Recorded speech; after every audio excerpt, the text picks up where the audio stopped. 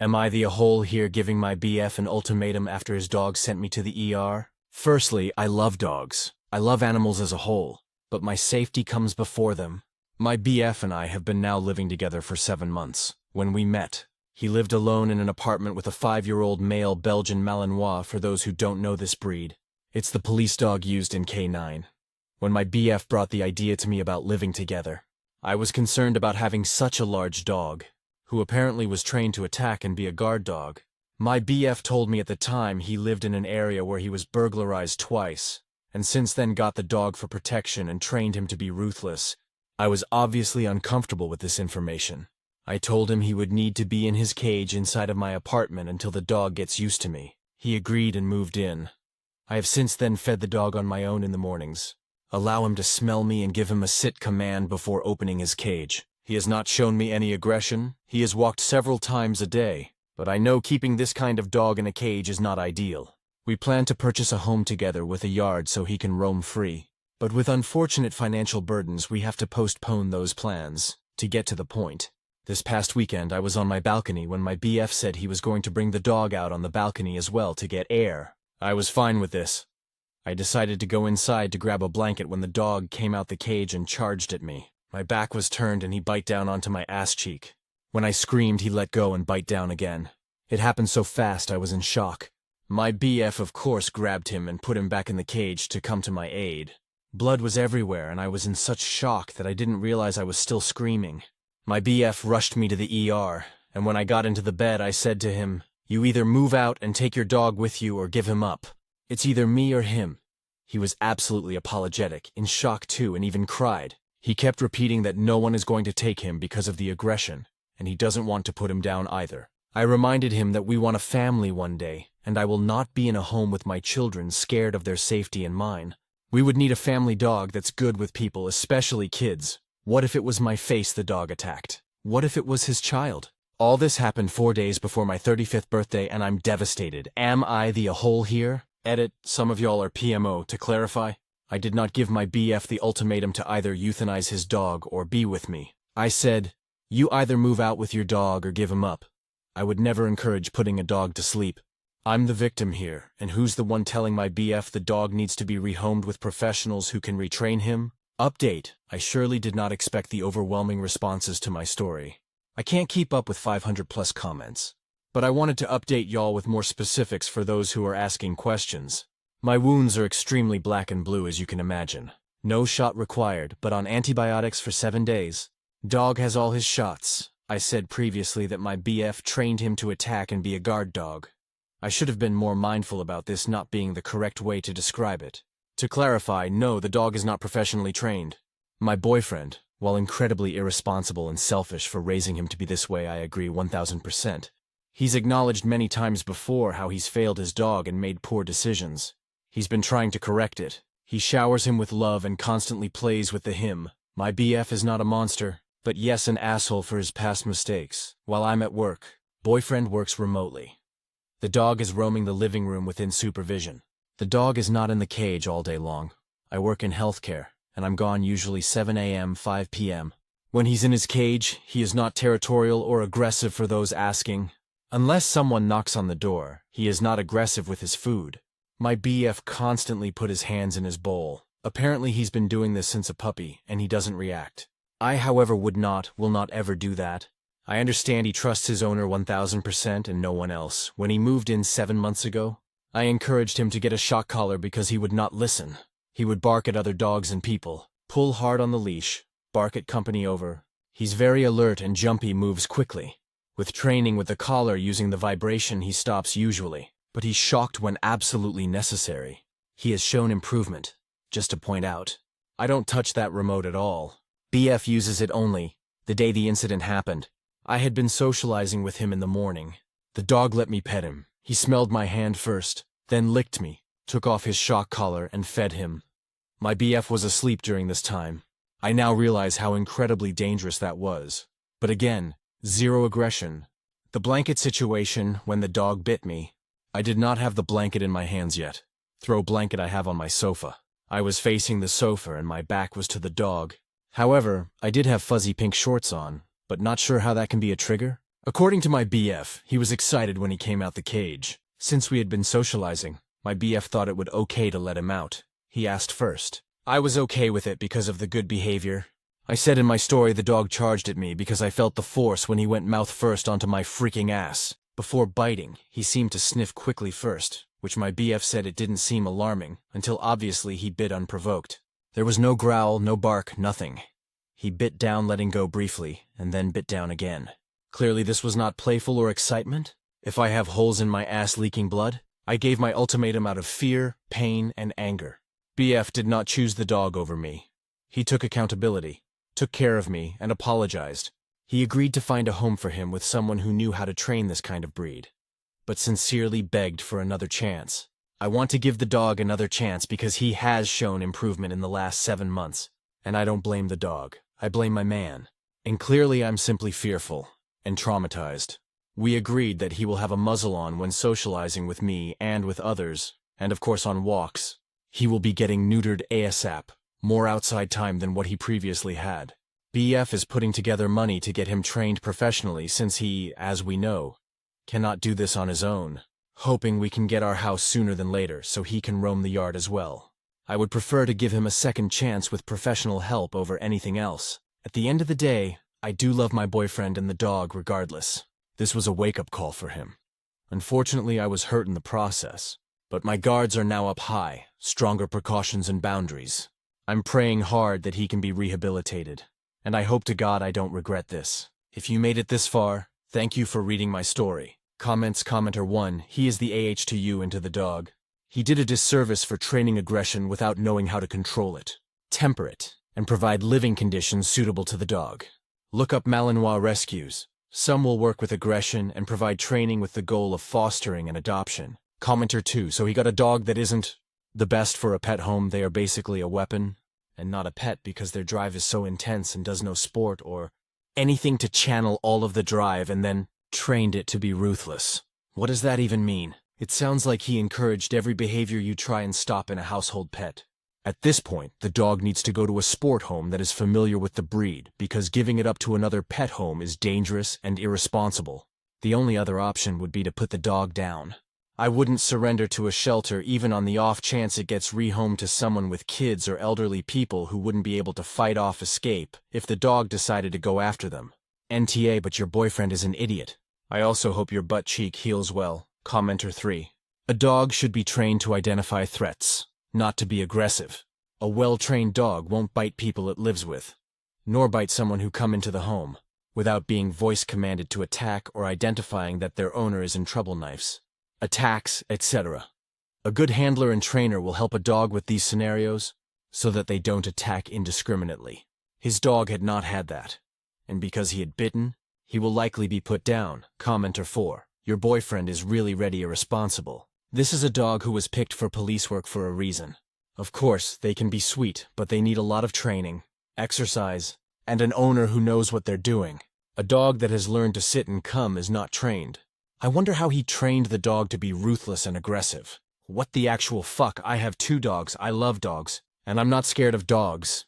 But I don't know an outcome other than euthanasia for this poor dog. And it's all your boyfriend's fault. He made a potential dangerous dog, all that more dangerous. He bit you without provoking him. You had your back towards him and he charged you. Imagine what would have or could have happened if your boyfriend wasn't there. My guess is that you couldn't write this post because you probably would be dead. It's not safe for you to be around this dog. And I would have my reasons to start questioning the man I love because he is 100% the reason his dog is this way. Stories number 2. Am I the a-hole here? If I don't give up the couch in the delivery room to my mother-in-law, literally at the hospital waiting for the birth of my first child right now, so I'll try to keep it short. Got a while to go, though. There is a couch that converts to a single bed and a reclining chair. Obviously, I'm staying here the entire time to be with the mother of my child, so I figure I get the couch. Mother-in-law invited herself to stay the night. Spouse is too nervous to tell her to go back to the house at the hospital. She keeps making snide remarks, and I can tell she is going to be upset if I don't offer up the couch. I personally think I am here for the birth of my child. Why should I have to be uncomfortable and sleep in the reclining chair I know I won't be able to sleep in? The way I see it is, I am sleeping on this couch no matter what, as I'm going to need to be well rested to possibly take care of a baby tomorrow. Her choices are the recliner or going back to the house. If she chooses to sleep on the recliner rather than drive back to our place and stay there, that's on her. Am I the a-hole here if I don't offer it up and let her sleep on the couch? I know there's not a lot of info, but just trying to gauge if I'm just being stubborn and unreasonable or not. There's a long history that kind of leads to me not even wanting to offer it, but don't feel like going into all that. Can provide more info if wanted update. I appreciate all the responses. Many were very helpful. I read through most, but there was too many to reply to all. Not too much happened. So I did end up just offering the couch, to which she declined. She slept on the recliner and I on the pull-out couch. Doesn't seem like there is any issue brewing yet. But only time will tell. If there is an issue, we will only hear about it in a couple weeks. For the few people that think I'm trying to sleep while my partner is actively delivering the baby, that's clearly not the case. They haven't even induced her yet and are taking it very slow. There was plenty of time to sleep for all of us. I appreciate y'all's concern for my partner though. Comments, commenter 1 NTA. Father of child takes priority over grandmother. Just how it is? Commenter 2 NTA. Have the nursing staff tell her she needs to leave as only one person is allowed overnight. You being the father, you get to stay. I'm sure they can find a way to word it that doesn't put your wife in a bad spot and gets her mom the F out of the room. Or your wife could just say go home. It's not Meal's baby or her moment. I know that can be hard. But what new mom wants is what should be done. Period. Commenter 3. Ask the bossiest nurse to tell her to go home if that's what your wife wants. Stress can stall labor. Laboring mom doesn't need that at all. Commenter 4 NTA. Would your spouse like you to tell her mother to leave? Or would it upset her if you did? This sounds like a moment to stand your ground and protect this moment for you and your wife. Given you say MIL invited herself, if your wife doesn't want her there, kick her out and then tell the hospital she is not allowed back in. Sounds like this is much bigger than who gets the couch. Stories number 3. Am I the a-hole here for not attending my girlfriend's aunt's funeral and breaking up with her within days of her aunt's funeral? I'm 23, my girlfriend is 24. We have been dating for almost 2 years. We had a good relationship. Her aunt died about 2 weeks ago. I was with my GF when she died. They had an average but good aunt-niece relationship. Her funeral was last Saturday. My mother called me the Thursday before the funeral. My brother is autistic, and she just asked if I'd speak over the phone as he was going through a tough period. I could hear it in my brother and my mother that they needed help. So I decided to travel home and miss the funeral. I told my GF and she was really angry, but I said my family is struggling. When I went home, my mom looked wrecked and frazzled, and my brother, who does speak bits, was back to just making noises, and his hands were bloody from stemming. I took my brother camping for a few days. He loves it. It is kind of our thing. I've been taking him since I was 17. Our dad used to take us before he died. Gives our mother and sisters a break too. He became much calmer, had healthier stemming, and started using his words again. When I brought him home, my mother said my girlfriend rang her twice, angry that she asked me to come home. My mother never asked me to come. When I got back to my girlfriend, she showed how unhappy she was. I asked her how the funeral was, and she said if I cared I'd have gone. I was walking on eggshells. Her friends came round one day and my GF told them how bad I was. Didn't mention the why, so I did. All but one sided with her. That one friend said find me a man who looks out for his family. Later that friend came up to me and asked how was I and my family. Something my girlfriend hadn't asked. In that moment, I just thought I'm done. I asked my girlfriend if we could speak privately afterwards. She said you can say it in front of my friends. I said I'm done with this. I packed a bag and left. Am I the a-hole here? Some say it was wrong not to attend the funeral and harsh to break up so soon after it. Comments commenter 1 NTA. It sucks. But sometimes in life you are put between a rock and a hard place. Here, your girlfriend wanted you to go with her to her aunt's funeral. Based on what you said, they weren't particularly close, so your being there was nice but not required, as it would have been if they were very close. On the other hand, your mom and autistic brother had a massive crisis that you felt could not wait. So despite not being asked to, you went to see them and help your autistic brother through the crisis. Your girlfriend and all but one of her friends think you're the bad guy. At this point, you were right to break up with her. She considered you the bad guy, and that wouldn't change. Even if she forgave you, she'd never tolerate you prioritizing your family again. And the fact that she brought her girlfriends along and wanted you to apologize in front of all of them so they can all attack you, all by itself is a solid reason to dump anyone, for anything. She should keep problems in your relationship between you two the vast majority of the time. Commenter 2. The amount of people that clearly have never been around a profoundly autistic person, more than just in passing, really shows that they have no idea what they're talking about when they call you the AH. Holding your girlfriend's hand during a funeral isn't urgent. Diffusing your family's situation was very urgent. Your GF not giving a shit about your family makes her a giant you did nothing wrong. OP, you're a good son and a good brother. I too have a profoundly autistic brother. When I have to diffuse a situation, my husband is nothing but 100% supportive and even accommodating. You need to find someone who is both understanding and empathetic, NTA 100%. Reply, fair play for helping out with your brother and to your husband too. I don't mind if people think I'm an AH. But I do agree there does seem to be a bit of ignorance around my brother's situation. There's one or two that kind of irked me. Hopefully I find that one day, commenter 3, everybody's going to have their opinion about a situation like this from their perspective. Nobody's wrong about that, including you. There were definitely other problems in your relationship if this is what caused you to be done, because this was a very emotional situation for each of you separately, and even after 2 years of being together, it seems you had not experienced something so intense. It's always better to break up and decide that you made a mistake than to stay together when neither of you are budging to make things better. Commenter 4 NTA, I say this with chest. I would miss my own parents' funeral if my autistic niece or nephew, I have both, and both are nonverbal with minor use of words, was in a state as you described, but maybe that's just because I was taught life is for the living and you're a long time dead. Reply, I missed my own dad's funeral mass because my bro had to be cared for. Our mother missed the burial of my dad to care for my bro so I could get my goodbye. I don't regret it. That's what Dad would have wanted. Stories number 4.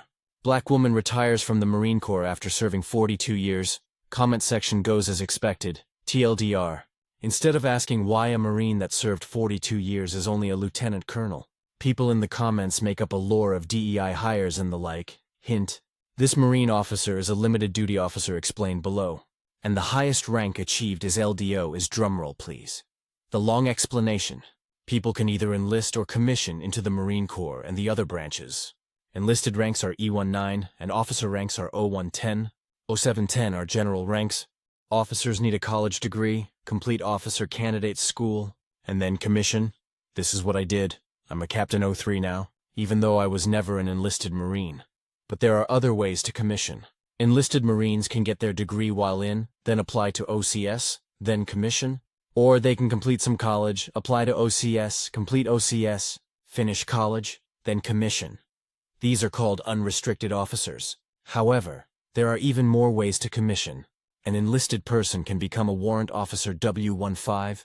They are still commissioned officers, but they retain their job specialty. While outranked by O1 and above, they almost always have much more experience and technical expertise. So this Marine, Lieutenant Colonel 05 Rhonda C. Martin, was enlisted, then became a warrant officer, and then a limited duty officer. LDO has the same ranks as an unrestricted officer, but are more limited in scope in their duties. The highest rank a LDO can achieve is Lieutenant Colonel. I know the article does not mention she was an LDO, because it's honestly not something used to describe a Marine because it does not change their rank or anything. But there are a lot of comments where the poster is familiar with promotion boards, years of service in relation to promotions, retirement ages, etc., that they have no excuse to just make up stuff about LT Call Martin underperforming, tying up slots, etc. I understand that I may know more than the average person about all this, but if this article was about a man, I believe commenters would be curious about the rank versus years. But I do not think there would be racist and sexist comments. Commenter 1, after 9/11 there was an increase in women, people of color, immigrants, LGBTQ, and other diverse people into the military, for the Army specifically. A higher than average number of black women joined. It wasn't because of DEI. It was because they showed up to defend the country when others wouldn't. Commenter 2, haha 42 years, read it as 22 years. Was a Marine and fuck that, if she could put up with the Corps for 42 years is crazy. I did 4 years 0509 and never any issues with female Marines. My unit treated everyone like shit, so it was good times. Had female Marines lead me tons of times and no issues. She deserves everything she earned, goddamn 42 years. People bitching probably were never Marines. Reply, I'm impressed with her. She was a trailblazer, served in combat, and in roles new to women. Commenter 3, 42 years is amazing. Much respect to Lieutenant Colonel Rhonda C. Martin and appreciation for her many years of service. I hate that her retirement is met with such disrespect, though I'm sure she's more than familiar with it and letting it roll off like water off a duck's back. If we ever get the adults back in charge of things, I hope we can acknowledge her service with more grace. Maybe even while she's around to see it. Reply. I'm sure she has heard much in her career, unfortunately. I know no one would have the guts to say this to her face. Commenter 4. First thing I learned about being a woman veteran is, don't bother talking about it. No one believes you. Most people were not worth defending. Stories number 5. My kid wants to ride your horses. I rented a small block of land just outside town to keep my horses on it. Horses weren't uncommon in the area, but also there were a lot of residential areas around. So sometimes I would turn up to my pasture, and people would be there with their children petting the horses over the fence. Didn't bother me as both of my horses were pretty nice and polite to pet. One day I was out there just doing chores.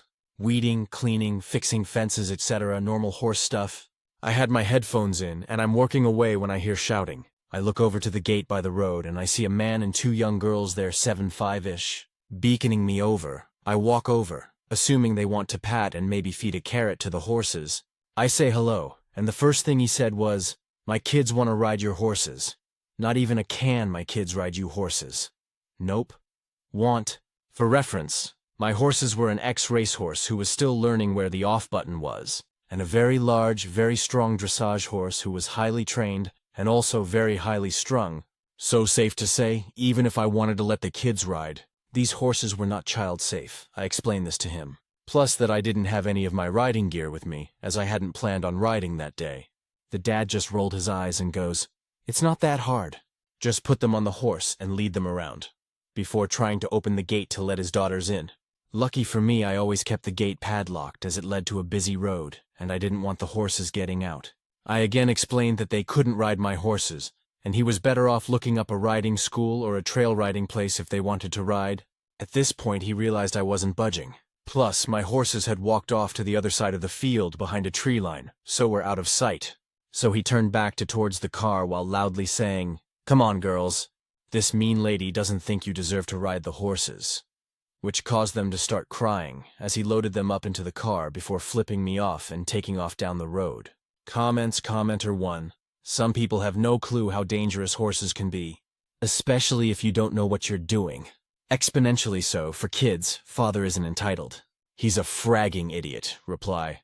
I've worked with horses for years, and it amazes me how silly people can be around them. I myself have some major injuries, not even from riding, but just handling them on the ground. Commenter 2. Those kids will understand the meaning of the word no. The dad is a jerk. Commenter 3. What a shitty father. Would I feel bad for you and his daughters? Commenter 4. NTA, and even if they were child safe, he is not entitled to let his kids ride them. What an asshole. Reply. I also used to work at a riding school, and we charged a good $50 for a kid's riding lesson. I don't know why he thinks his kids deserve that for free. Stories number 6. Am I the a-hole for refusing to break up with my girlfriend because my dad got engaged to her mom? I 17M started dating my girlfriend Noah 17F 18 months ago. A few months after we started dating, we found out my dad and her mom were dating. We hadn't done the meet the parent-kid stuff yet, and when we did, it's how we found out. My dad and Noah's mom were angry when they realized Noah and me were dating. They told us we needed to end it because the two of them were serious about it. We told them we weren't breaking up for them. I told Dad I loved Noah and wouldn't break up with her for any dumb reason. My dad and Noah's mom tried to make things awkward for us. They started calling us siblings and introducing us to others as step-siblings. They even talked about trying IVF to have a baby together, but me and Noah kept dating. We made them uncomfortable every time we kissed or held hands. Then the awkwardness for my dad and Noah's mom went up when they found out we were each other's first time. They didn't move in together as soon as they wanted, because they didn't want us living together. But then they decided the societal pressure to break up would increase if we lived as siblings. It didn't, so then they got engaged but were still together. My dad and her mom are more persistent now because they don't want us to be dating at their wedding, and they want to get married before summer next year. They try to make us feel weird about being together, but I don't. She's not my sister. She's not my sibling. And even if my dad marries her mom, she won't be my family like they think. To get back at them, Noah pretended we were going to elope once we're both 18, which is a few months away since we share a birthday month. My dad didn't freak out, but her mom did, and she called us sick and disgusting. And she told us their relationship should take priority over ours. Comments. Commenter 1 NTA. But I think you and your girlfriend should post online for family to see something about your 1.5-year anniversary. Post a lot about how long you've been dating. Always reference the timeline. So when friends and family see this, they will begin to do the maths that your relationship is older than your parents' relationships. That way, your parents will be considered the weird ones for dating their children's respective parents. Commenter 2 NTA. They're the ones making it weird FFS. And I bet they will be shocked when you both turn 18, go to college or whatever, and go LCNC with them. When they wake up one day and neither of their children speak to each other, it will be their own fault. Commenter 3. They are the sickos you're not related and you didn't grow up together. You met when you're 17, not 7. They should keep their porn-rot brains and selfishness out of your relationship. Commenter 4. Step-siblings aren't siblings in any legal sense. It's a term created to describe a relationship in a blended family. There are no bars to relationships or marriage, and there have been many cases where parents get together with their kids, partner's parent. Most times it's just a fun fact. But sometimes the parents try to make it weird as they are doing here. All they are doing is pushing you two closer together. There is nothing like us against the world to keep people together. Reply, funniest part is they make it weirder for themselves than for us. The more they've pushed, the more unhappy they become that we're still together and we're over here loving each other, not feeling uncomfortable by our relationship. The only discomfort comes from the adults. Commenter 4 reply, you carry on with what you are doing and enjoy your relationship. Just a word of advice from an old person, don't let them split you up if it's working, but don't stay together if it's not. Don't stay together just because they'll win. It's your lives and it's too important for your future. Stay together by all means, but people change and grow and mature. Sometimes your paths diverge and that's okay. There are many relationships that start in high school that last the distance, but there are many that don't. Take your parents out of the equation when you make your life decisions. I wish you luck in the future, whatever happens in your relationship. Stories number 7. My boyfriend's friends called me a butterface, and my boyfriend co-signed. I've been with my boyfriend for 2 years. I thought he was attracted to me. All of me. He's never called me ugly, and always compliments me with or without makeup. Last night he brought his friends over. I'm cool with them, but we're not that close. So usually when they do come over to play video games and smoke, I go upstairs. That night when I was walking past the room to the bathroom, I could hear my name. The door was closed, but I stopped to listen.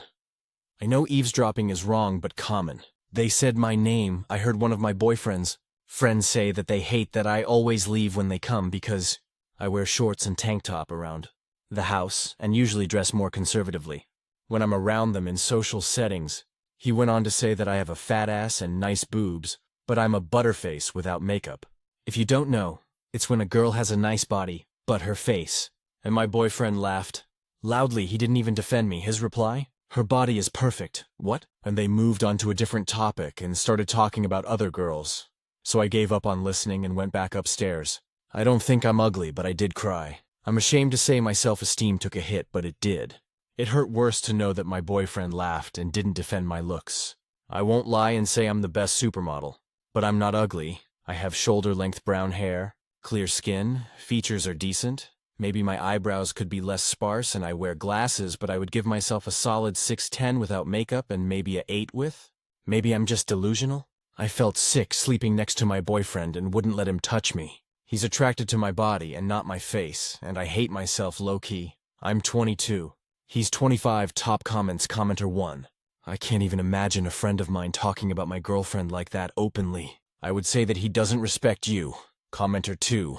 If anyone said something like that about my partner, they'd be invited to leave and never come back. You come into their house and want to perv on his partner, and then insult her? So many boundaries crossed. Commenter 3. Invited to leave? I'd finally get to achieve my bucket list of tossing someone out my door like a bouncer.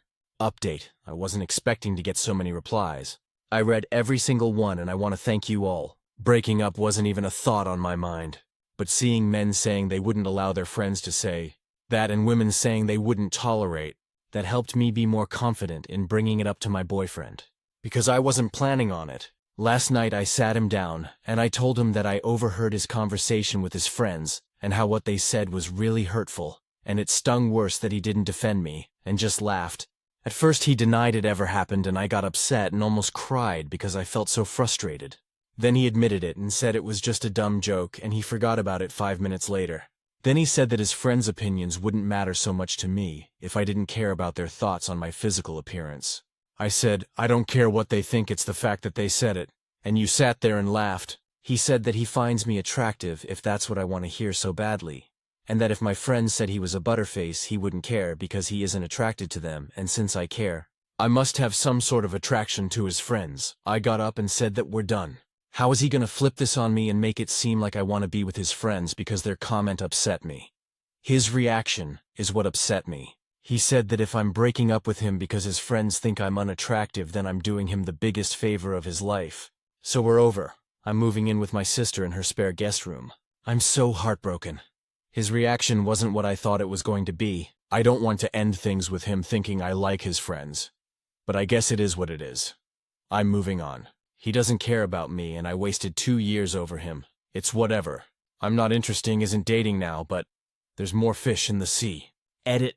Wow, thanks for so many awards. I'm actually shocked by all these responses. He found out about this post and sent it to me saying I'm insecure for going to Reddit for my relationship problems. He said he's gonna sue for slander, but I didn't say his name. He cussed me out in multiple messages and I blocked him. To all the positive comments, thanks for your support. All your kind words helped me through all the crying I was doing yesterday. To all the negative comments saying I'm ugly and weak for ending things over something so stupid. I'm sorry, but my peace of mind and not feeling like shit. Everything I'm around a guy is way more important to me than being in a relationship. All the incels making dumb sandwich jokes and saying misogynistic comments because they're upset I broke up with him. I understand someone ending a relationship, something you'll never experience, is unfathomable to you. So I won't get too upset by your dumb comments. Top comment, commenter 1. It's like a play-by-play of the narcissist prayer. That didn't happen. And if it did, it wasn't that bad. And if it was, that's not a big deal. And if it is, that's not my fault. And if it was, I didn't mean it. And if I did, you deserved it. Stories number 8. My 25-meter wife 23F is replacing my shirts for a different size. During the pandemic, I started gaining weight. I have always had body issues, but it got to a new high when I was trying on a shirt that was even a bit too big 6 months ago. Now it won't button up. I started exercising and cutting back on food. My wife became concerned for my mental health. She encouraged me to eat clean but not restrict, and started even dieting with me. 2 weeks ago, we were invited to our friend's anniversary, and seeing that my wife fit in, a dress she hadn't got in 1 year, made me spiral. We ended up going for like an hour, and then leaving. Since then, I began noticing how some of my button-ups started fitting better and better, and I was gaining more confidence. Yesterday, my wife left for the weekend to check in on her aunt. I was looking for some papers that she usually keeps in her boy under the bed, when I noticed a shopping bag under the bed. It was all my shirts that I thought started fitting. She had bought new ones, cut off the etiquettes and exchanged the older for the newer ones. I don't even know how to feel. What was her goal? Why did she do that? How do I start a conversation with her? TLDR, I gained weight and got very insecure. Wife is replacing the smaller shorts for a bigger size. Not sure how to handle this edit. I never threw a fit. I was feeling bad and my wife was supportive and said we just had to say hi and leave. She was never mad. Also, I am not mad because of the shirts. I was highly confused. Top comments, commenter 1. I think your wife's goal was for you to have clothes that fit without risking you spiraling about your weight. I don't know whether this was a great way to go about that, but I don't care. Having well-fitting clothes is important regardless of your weight. It makes you feel better about yourself. I gained weight during COVID and was a lot more confident once I got new clothes that fit me than when I was trying to squeeze into my old clothes. Commenter 2, her goal is super clear. You explained it in your post you were feeling shit about yourself and lack of progress, so she tried to make you feel better by making you feel it was starting to work. Whether you think it was okay for her to do this, or the right thing to do, that was why she did it. Just communicate with her. Tell her you found out she was doing this. Ask her why, let her explain, and then go from there. Commenter 3, dude, your wife is awesome. She is still trying to maintain a healthy lifestyle to where you feel comfortable, and keeping you from spiraling. If I were you, give her a big hug and thanks and tell her you will work harder till you see yourself how you want to. Mental game, my guy. Update. Hey, so I'm back. I'm writing this with my wife. So for one we talked. Everything is fine. She was trying to make me feel better, but said she should have told me. We have decided that I should go back to therapy so we can work on my body issues. Because it turns out this is worse than we thought.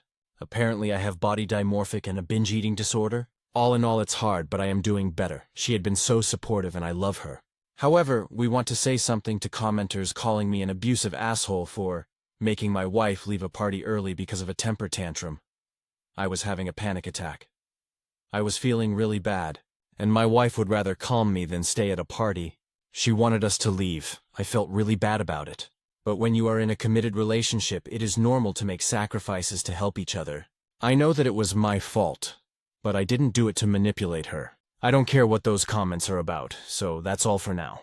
I am wearing shirts that fit me. It has helped me. We started running in the park together and feel physically better. Stories number 9. I38M discovered my 37F wife's affair. I'm in shock. I38M have been lurking on Reddit for a while. Sadly, this is my first post. I never imagined I'd be writing something like this. Please bear with me. I'm in so much shock. I discovered a few hours ago that my wife 37F of 10 years is having an affair with a coworker. She doesn't know that I know. We have a 2-year-old toddler who is the center of our world. We've built a beautiful life together, a lovely home, a happy family. And now I feel like everything is falling apart. I'm writing this in bed at 4 a.m., hands shaking, chest tight, sweating and freezing at the same time. I feel like I can't breathe. This is the first time I've ever breached her privacy in our relationship, and I feel awful about it. But I had to know the truth. For weeks, something had felt off. After returning from a week-long work trip, she suddenly became distant and cold. She's been coming home at 1-2 a.m. from work events or book club meetings. I told myself it was just a busy season and that every couple has rough patches, especially with a toddler. But I knew in my gut something was wrong. I've always been supportive of her career and independence, but this felt different.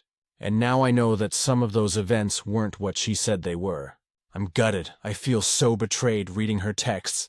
She even mentioned me and our baby. She seemed clear-minded and intentional in what she was doing.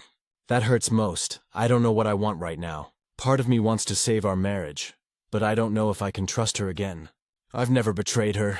I keep thinking about our child, and it breaks my heart to imagine him growing up in an unhappy home. Morning is coming soon, and I don't know how to handle this. I'm looking for guidance from people who've been through something similar.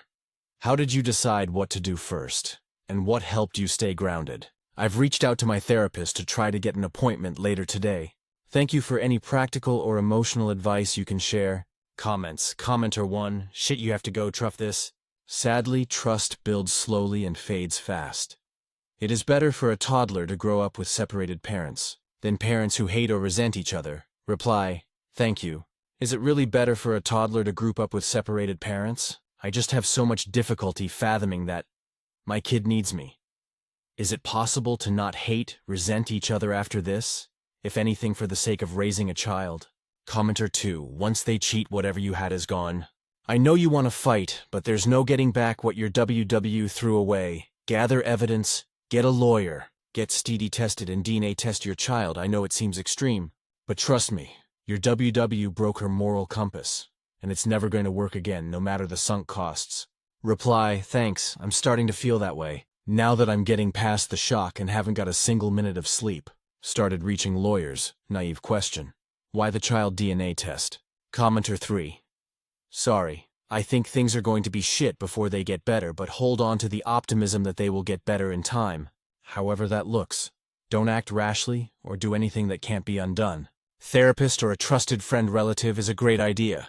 Reply. Thank you for the guidance. I agree. I don't want to make things worse. Going to also talk to a friend today. Commenter 4.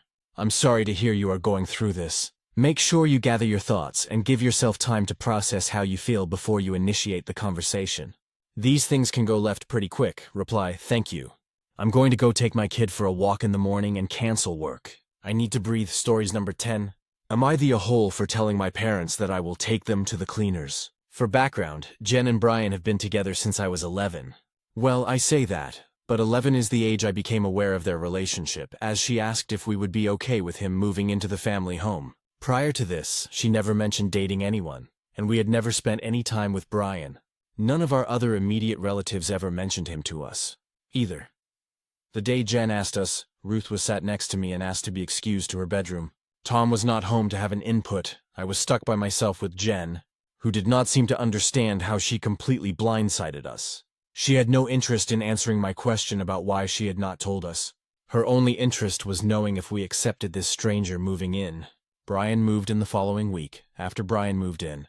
There were several times where both he and Jen threatened to move away without me, Tom, and Ruth. They would say, "If you don't like it, they will get a new house and start over."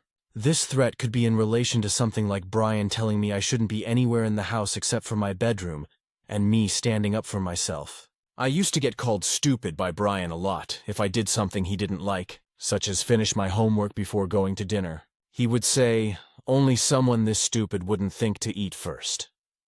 Any grievance I had with Brian was never acknowledged by Jen. If I raised an issue with her, she would deflect and change the subject.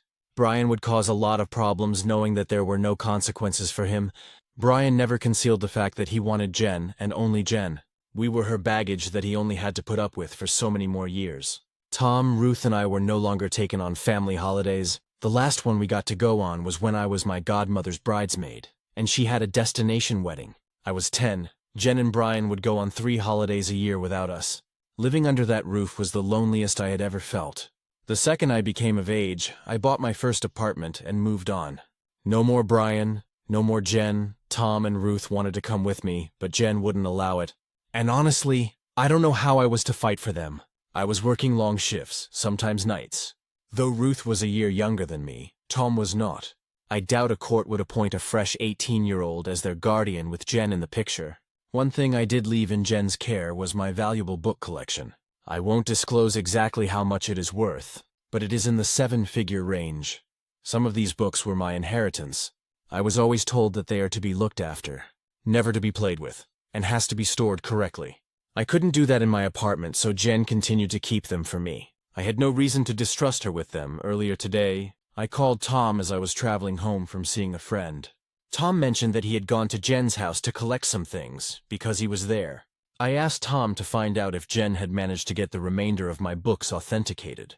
She and I had spoken about doing so a few weeks prior. Tom asked Brian about my books, and then Brian laughed and said, "What books? My books?" Tom said, "No, her books that you have been looking after." Brian then repeated, "My books." I was listening to this through Tom's headphones, so I told him to get Brian to clarify. Tom asked Brian what he meant by his books. Brian said, "They're ours now. We bought them." My heart sank the moment I heard him say that. Jen was not home. I tried calling her. No answer. Eventually she called me back a couple of hours later, but not before Brian called me a pathetic liar, and also spoke ill of Ruth and made claim to her books, which she had in fact sold years ago, still insisting mine were also his property. To confirm, I never sold anyone a single book. They did not buy me any books. All the books in my collection are to be sold at a future date or passed down to my children.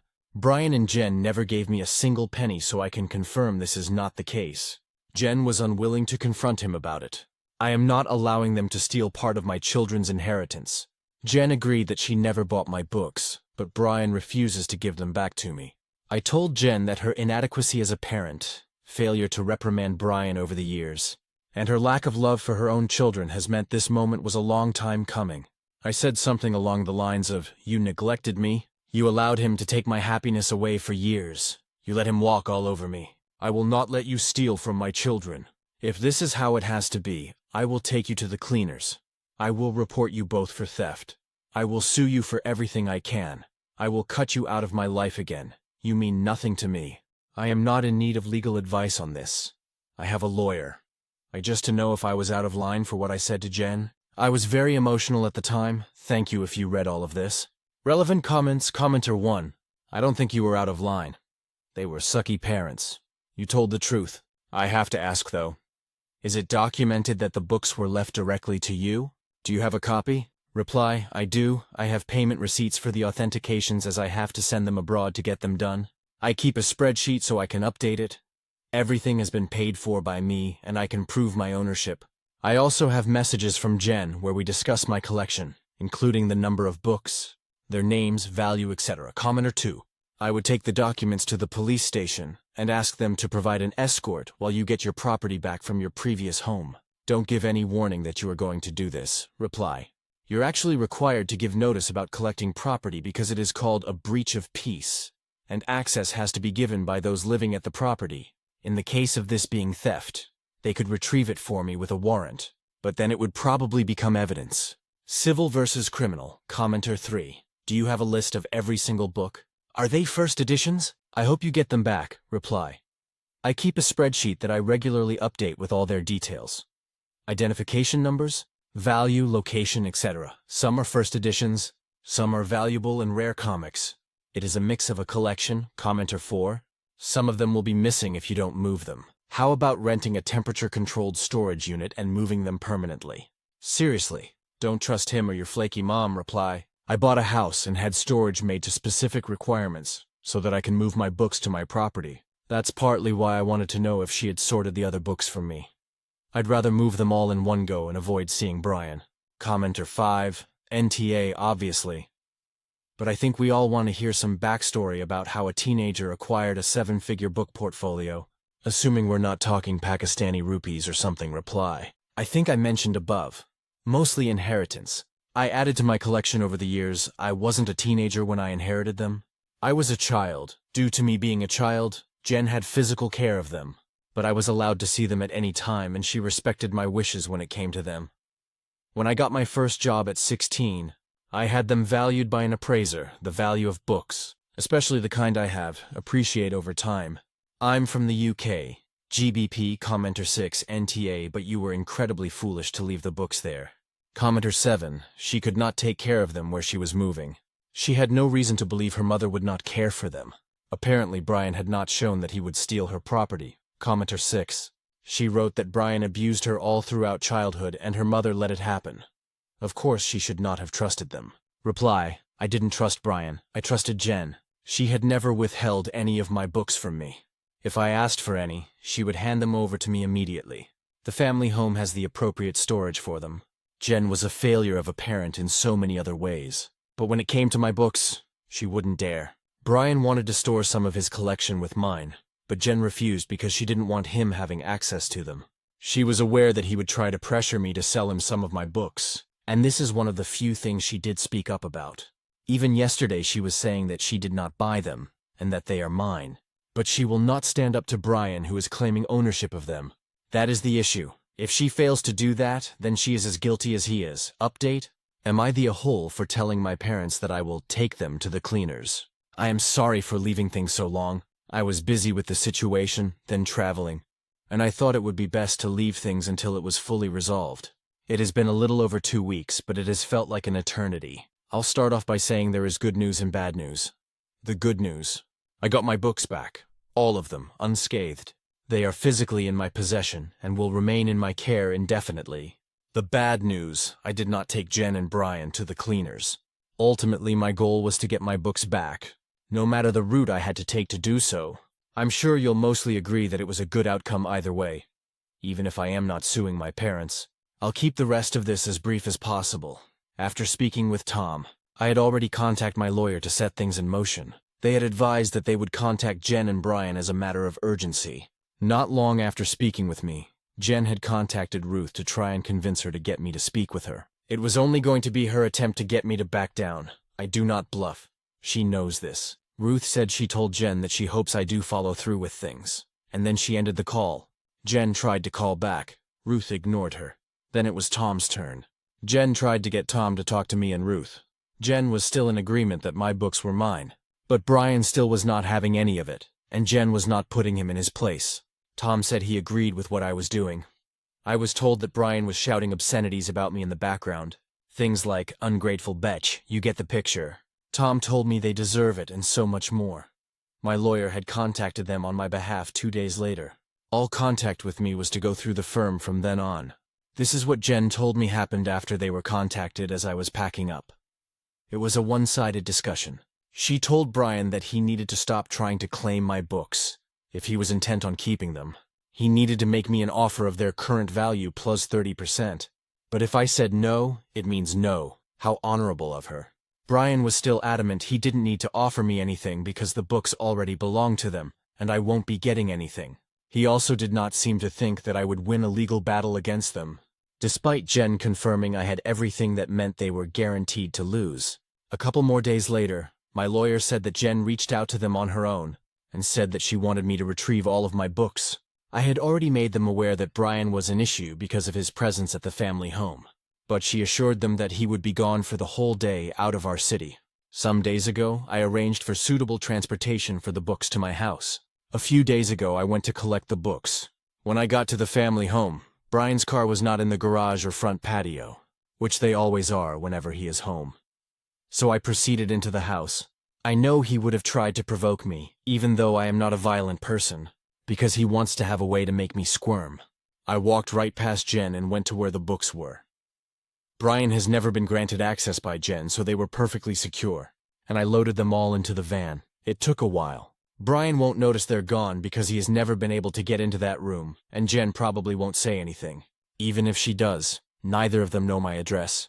Jen was talking to me throughout, trying to get me to sit with her to speak like adults. She was saying cliché things like she regrets how she treated me and blah, blah, blah. If she had said all of this years ago, maybe I would have listened.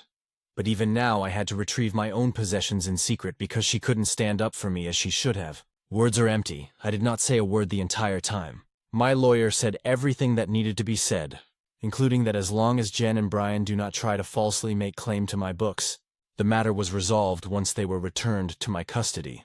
Once I finished loading everything, I returned my keys to the family home. Jen tried to convince me to keep them, but I have no intent of returning there. The truth is that place stopped being the family home the day Brian moved in. I have zero happy memories of it.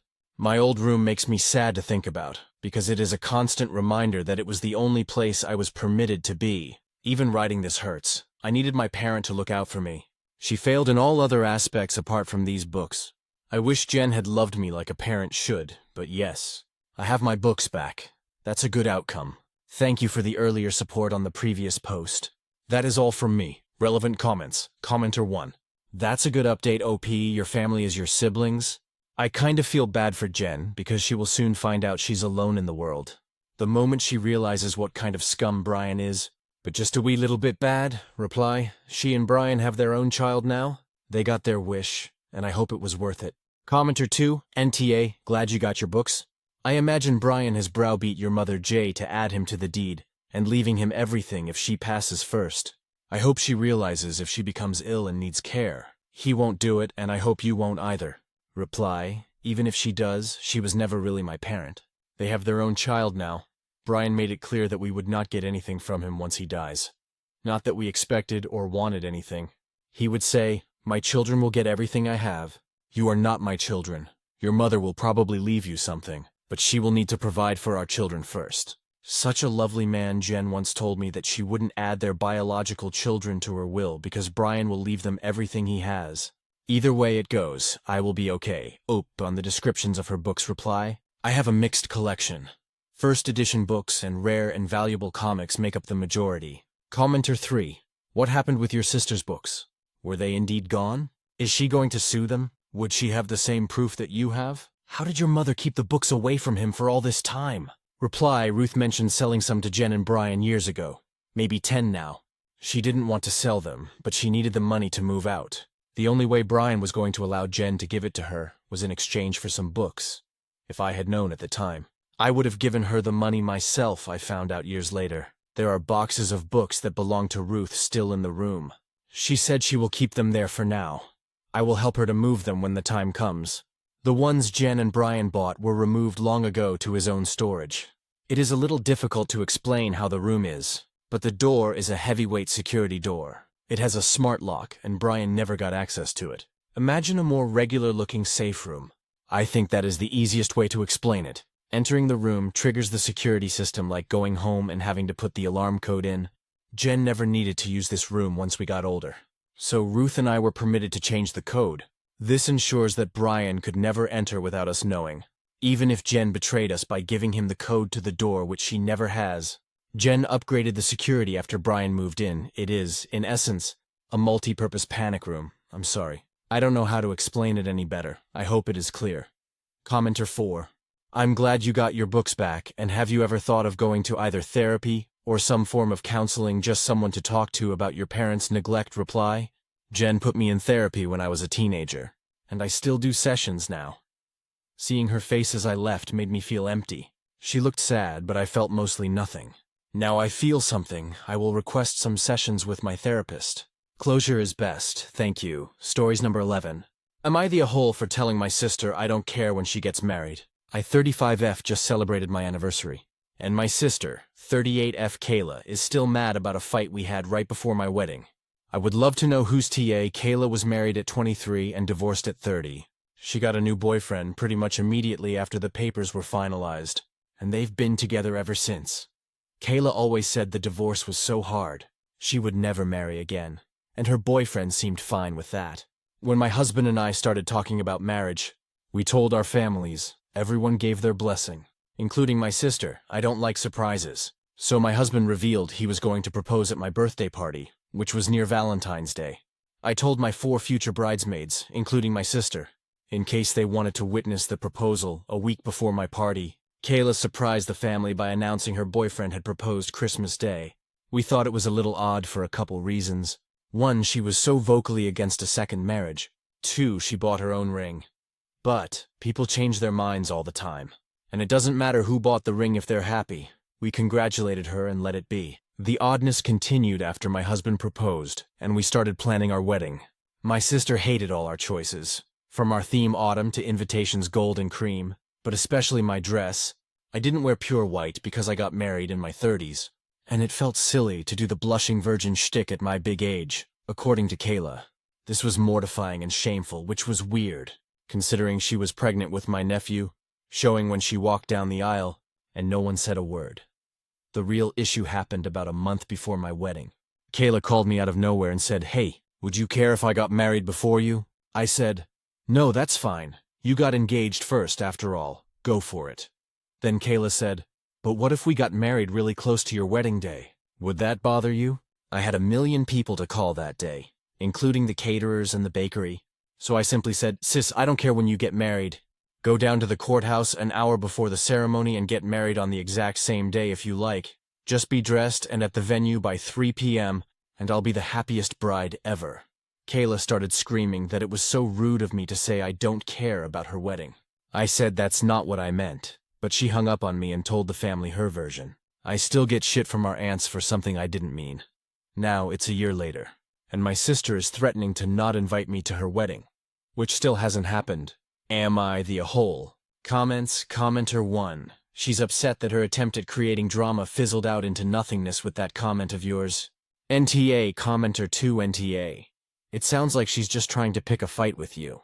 She kept asking follow-up questions that were increasingly offensive, until it became clear to her that she couldn't offend you, at which point she herself took offense to your refusal to be offended. Commenter 3. Firstly, NTA. You seem way more reasonable than I think most people would be with their sister deliberately trying to sabotage their wedding. Or, at the very least, steal some of the spotlight. Your sister clearly has some issues around marriage, but they aren't yours to deal with. She's a grown-ass woman that is acting like an ass because she is jealous. Doubt her second marriage is going to last long if it is built on upstaging you. Commenter 4. NTA. And in all of her huffing and puffing about her marriage, where was her support for yours? Your sister seems a little spoiled, yeah? I mean, she called right in the middle of planning your wedding, expecting you to just drop what you're doing and focus all eyes on her when, from what I gathered in your post, she wasn't even planning hers yet. Just asking you questions. Like, had invitations for hers even gone out yet? It's unfortunate, but I support your stance of whatever is whatever. I got married too, and am happy. Stories number 12. Am I the a-hole for kicking my homeless friend out of my house? I 32M live with my wife 29F somewhere in France. Earlier this year, one of her close friends 30F got dumped by her boyfriend, and he kicked her out. She couldn't go to her mom because she lives with her grandma, and she said it was too stressful, but it could have still be an option. They live like 6 hours away by car from us. My wife is very kind and invited her to stay with us during our wedding prep. She slept in our room for 3 weeks, and the night of our wedding, it was supposed to be temporary. Just until she figured things out. Now it's been 5 months. She never said when she planned to leave. I kept asking her to look for a job, but every time it looked like she was going to start, she went on vacation instead. We helped her update her resume and even sent her profile to a few companies. If we hadn't done it for her, she would have lost her benefits completely. She sent a total of 1 resume on her own in the last 10 months. She lives in our living room, which is half of our flat. She keeps the shutters closed all day until she wake up 12 or even 4 p.m., so we have no natural light. My wife and I both work from home. We do meetings from the kitchen on a stool because we don't want to wake her up. She almost never does dishes or clean, and when she does, it's half done. I told her many times I don't feel comfortable entering the living room while she sleeps, but nothing changed. Few months ago, I finally asked, "When are you leaving?" She looked confused, like, "Leaving what?" I said, "The apartment." She said initially she was planning for September. She never said a word about that now, maybe October. I was so relieved because that talk was hard for me. Then mid-September, she left for a few weeks without telling us. Leaving all her stuff, she texted the morning that she was coming back that day. I asked, "Okay, but then you leave right after?" She said, "What do you mean leave?" I reminded her of our talk. She said she didn't remember. Then she said, "If I don't find a job, I'll see what I can do during October." She didn't say that. We talked again recently. I told her she uses ambiguity to her advantage, and that her silence is driving me crazy. She cried a lot, but I still talked. I tried to emphasize our feelings over hers during the conversation. I made her acknowledge and tell me what she understood of the conversation, felt like she understood. Fast forward to today, she still didn't give me a date. She just said, "I think I leave next week and take my stuff in November." This time I said, "No, you give me a date. And after that, you're not living here." She said, "I don't know." Which pissed me off, and I told her that after the 1st of November she won't be living here. She said okay, but later told my wife she was leaving around November. Now I feel trapped in my own home and tired of this situation. I know we could have been more firm with her by establishing rules when she moved in. But am I the a-hole for kicking my homeless friend out of my house? Comments. Commenter 1. Stop WFH in the kitchen. You need to woof in the lounge room. Open up all the shutters. Play loud music or TV while you're having breakfast. Kick her out of bed. Tell her she needs to get up because you need to work. FFS, why did you even let her back in when she went off for 3 weeks? You should have packed up her stuff and had it waiting for her. Look, she doesn't have a job there. She doesn't need to stay there. Pack up all her stuff and get her a train bus ticket to her mum's town. For this weekend, commenter 2, pack up her and her stuff and ship her off to her mom. She needs to figure it out. And until you actually kick her out, you are enabling this behavior. Commenter 3. NTA, if she can afford a vacation, she can afford an apartment. Stop being doormats and give her a date she has to leave by. No, when will you be ready? It's, you need to leave by 31 October. If you're not gone, I'm donating everything of yours to charity shop and changing locks. Commenter 4. NTA, check out the eviction process in your region of France and follow it to a T. It's the only way you're going to get this freeloading leech off your sofa and out of your apartment. You've been more than generous, and she's going to keep moving the goalposts until she knows you're dead serious. Stories number 13. I don't want to be my husband's second mother. Does that make me selfish? I'm a 21-year-old female, not married yet, but I do have a boyfriend who treats me like a feather, though that's not really the point here. Sometimes I wonder if I'm selfish for not wanting to do my future husband's house chores. I don't want to wash his clothes, clean his dishes, or pick up the mess he leaves around the house. Maybe people would call me selfish for that, but I've seen enough to make this decision for myself. Growing up, I watched my mom do everything. My uncles and other men in the family never lifted a finger to help her. She worked, cooked, cleaned, and cared for everyone while the men sat around. Nobody thanked her. Nobody even noticed how tired she was. Now that I'm older, I try to be a good daughter and help her out around the house. But I can't help feeling like history is repeating itself, and my mom doesn't even realize it. Take today, for example. My college starts at 7:30 a.m. and ends around 3,000 p.m. It takes me an hour to get home, so by 4, I was completely drained when I walked in. My 18-year-old brother, who skipped his classes, was playing games and yelling at my mom because he didn't like the food she made. Just to give some context, my mom also works a full-time job from 9 to 4. Yet when she came home, instead of resting, she was sweeping floors and cleaning the mess he made all day. It broke my heart. I boiled an egg to eat and started cleaning the dishes and tidying things up because I couldn't just watch her do it alone again. And that's when it hit me. I don't want to end up living that same cycle. I'm not criticizing men. I just don't want to be with someone who sees me as a servant in exchange for food and shelter after marriage. I would be happy to cook, clean, and even take care of my husband, but only if he truly respects me as an equal, as a woman, and as a human being. I'm just exhausted from seeing women carry everything emotionally, mentally and physically while it's brushed off as normal, so, am I selfish for not wanting to live like that? Commenter 1, why would it be selfish to not want to be someone's servant? Commenter 2, you should be criticizing these men. They're taught by watching the examples of other men to be lazy and entitled and frankly, pathetic. How utterly useless are we supposed to think you are if you can't even get the dirty socks into the basket? I once trained a dog to do that. There's nothing sexy or appealing about a husband who can't figure out that a trash can needs to be emptied. He's not some big macho provider if he can't hold a mop without malfunctioning. Good for you for recognizing this toxicity now and refusing to settle for it in your own life. Commenter 3, what in the world is happening to our younger generation specifically? Our girls that they have to question whether or not this is normal? I'm so enraged, OP. Not at you, but that you're even coming to Reddit to ask such an obvious question. You've been failed by a society that does not value women, and now pretends even less otherwise than I've ever seen before. This isn't your fault, but I'm heartbroken for women your age and ready to fucking riot. To echo what other commenters are saying, you're not selfish, you're a human being and a free adult. You do not exist to be at the service of others. Read that back again and again until it sticks. Demanding equality and respect is in no way or fashion immoral, selfish, or impolite. It is the bare minimum of what you are entitled to as a living, breathing human, and as a partner in a loving and respectful relationship. You deserve to do exactly whatever you want with your life. You deserve to be more than an extra mom or live-in bangmaid for a grown, able-bodied and presumably competent man.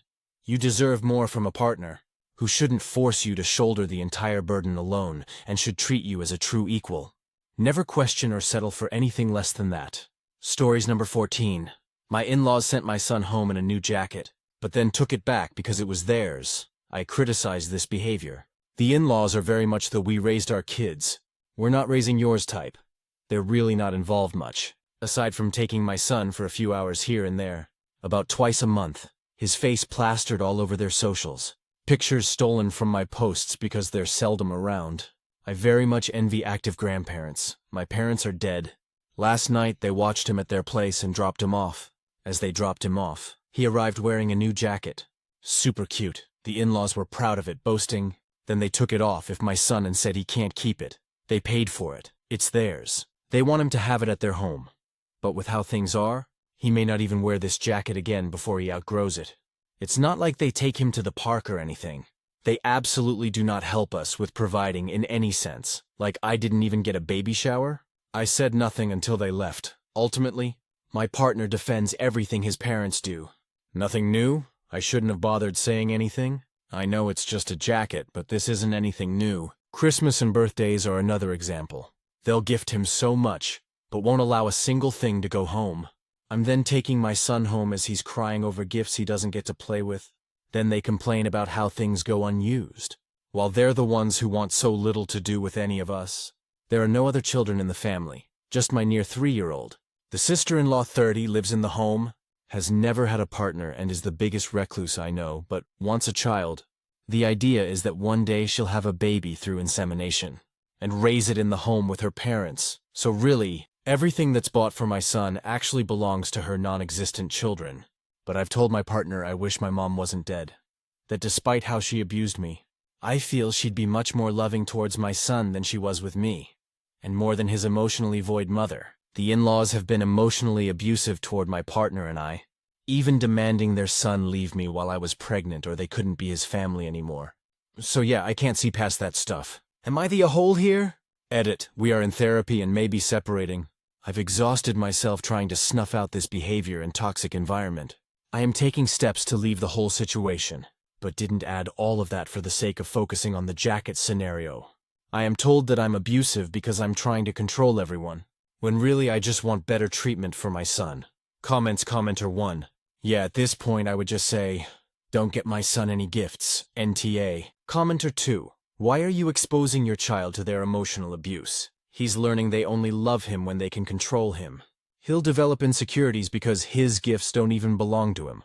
He's got no agency to his grandparents. He's just an accessory to them. That poor kid, NTA for calling it out. YTA for letting it continue over years. Reply, that's fair.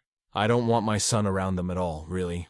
We're currently in couples therapy, and maybe separating. I left that out to try to focus on the jacket situation. Commenter 3 NTAH, but I'd be LC with them. What bothers me the most is the Christmas presents. Because they upset your son, you won't be able to change your in-laws' views. So if I was in your shoes, no more Christmas with them. Because your son suffers them. That's a hill I will die on. Commenter 4 NTA. It's cruel to buy a kid toys they aren't allowed to take home. I'd start saying at pickup, these are grandma's toys. She's kind enough to let you borrow them when you're visiting, but they're actually grandma's. That's why you can't take them home. What is she going to say? It's the truth. If you're going to let him keep visiting these people, I'm not sure why, then you need to teach him how to set his expectations with them, so he doesn't keep getting his heart broken. Don't let him love people who barely tolerate him. Up? You are allowing this to happen to him. This is your fault too. Make other child care arrangements, lock down your socials. You can stay friends with someone while not allowing them to see your photos. They only have access to the pics and your kid because you allow it. Up. Grow a backbone and stop letting them emotionally abuse your kid. Stories number 15. Grandparents want a meeting years after accusing me of theft. When I was 14, one of my cousins accused me of stealing a necklace. My grandparents already did not like me, and they immediately believed my cousin. They threatened to call the cops on me and told me I was disowned, and that the last thing I would ever get from them would be that necklace. After that, I stopped hanging around them, and so did my sister. I also stopped helping my other cousins because I did not trust that side of the family anymore. Years later, after I was an adult, they mailed me the necklace. I was angry, so I destroyed it and mailed it back to them. I only put their own address on the box, so I do not know how they knew it was me. They called me right away and I lied and said I never had it. But then I also started going in on them. I brought up how my grandpa cheated, and maybe his hidden family has the necklace, which I know my grandma hates hearing. I do not care about the necklace, and I do not care about them. I have not spoken to the cousin who lied about me in years, and I do not plan to. I am still cool with that cousin's brother and even helped him get into college, which upset people because I would not help his sister. Some cousins are mad I destroyed the necklace. Some are mad I skip events if my grandparents or that cousin are there. Others say I started drama again by mailing it back. A few weeks ago, they tried to set up a family meeting about all this, but I told them I am not going, and I do not want to be part of that family anymore. I also do not see the point in clearing my name because they never liked me in the first place. I am 22 now, and this all started when I was 14. My sister supports me, but the rest of that side of the family is split. Some are telling me to go to the meeting and some say to just drop it. What should I do here? Should I go to the meeting? Should I just cut them off completely? Should I keep ignoring them? Relevant comments. Commenter 1, cut them off. You are not interested in a relationship with them, so don't go. You say they never liked you, so why consider going? They were horrible to a 14-year-old. You owe them nothing. Let them keep the people they value in the family. They don't deserve you. Reply, that's where I'm at. I see no point in going. Commenter 2, I would go to the meeting and not say a damn word. Let them all talk it out. See what kind of BS comes out of their mouths. It doesn't matter if they apologize. Expect you to admit to that. They found out the truth and want to clear things up. Let them amuse you for a night with their shit. When they are all done, get up, turn to them and tell them, I came because you deserve to apologize for your actions. But I am leaving because I respect myself more than I could ever respect any of you. Do not contact me again. Drop the mic and walk out. Reply, that seems like too much work and it would ruin my night. I would rather play games on my PS5 than talk to them. The meeting is happening tomorrow, so I'm not ruining my weekend because they want to talk. Nothing is going to change even if I did all that, so why go? Commenter 3. What was the point of mailing the necklace to you now? Reply, I don't care. I think so they can blame me by claiming I always had it. But their plan backfired because they can't blame me for something I never had. OOP was wrong for destroying the necklace. Reply, why was it wrong to destroy the necklace?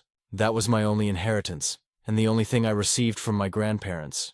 When it was delivered to my door, it was a gift, and I can destroy my property whenever I want.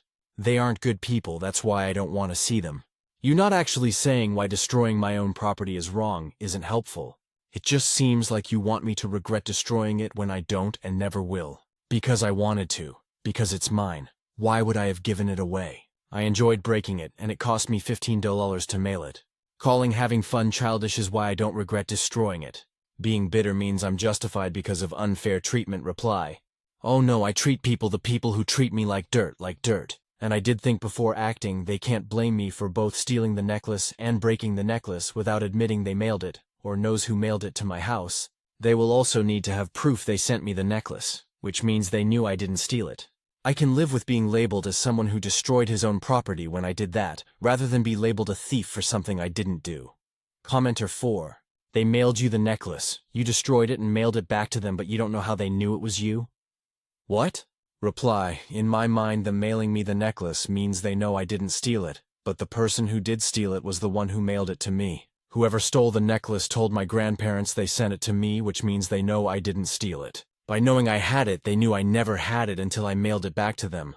Why is Upi's sister going to the meeting? Reply. My sister's is going, but she's a little angry at them because she was also especially kicked out of the family because they didn't want to be near me. If my sister takes their side after this, I will have lost a sister. Update. I didn't go to the family meeting about the necklace, so I didn't go to the meeting. My sister went instead. I told everyone before I wasn't going, because I don't see myself as part of that family anymore. And I meant it. From what my sister told me, it was a mess. My mom actually admitted to everyone that I got the necklace in the mail. So of course they all twisted it like I was hiding something. My sister tried to explain it was the grandparents who mailed it. But then she let slip that I got it only a few months ago, which just made it worse.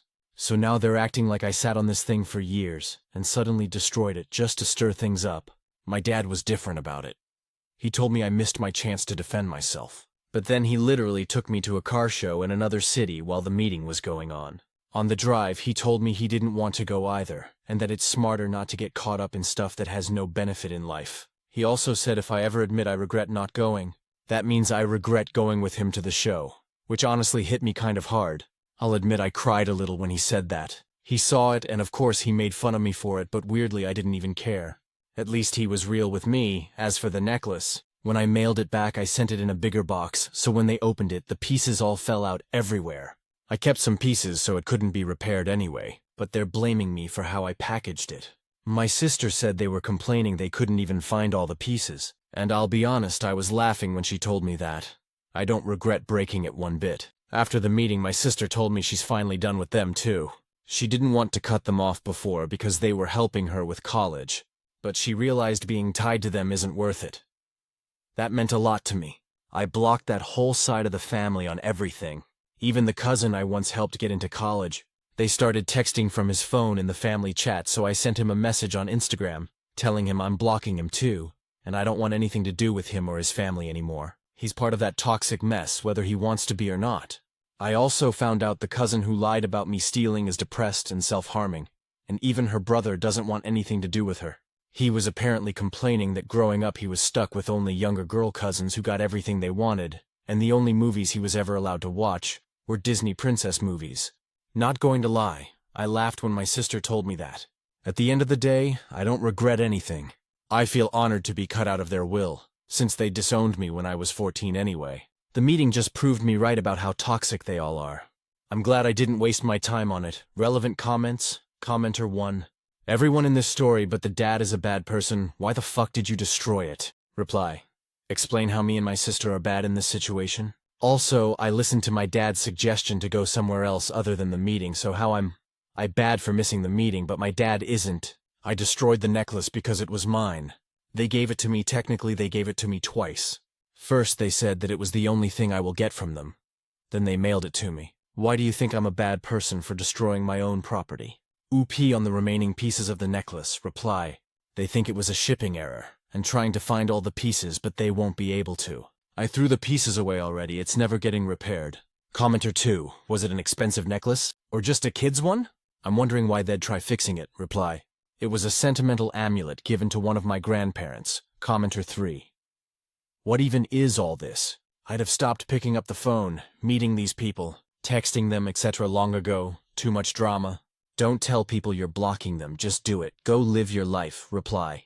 I told the cousin so, in like 5-6 years, I can reach out to him if I want to reconnect with him.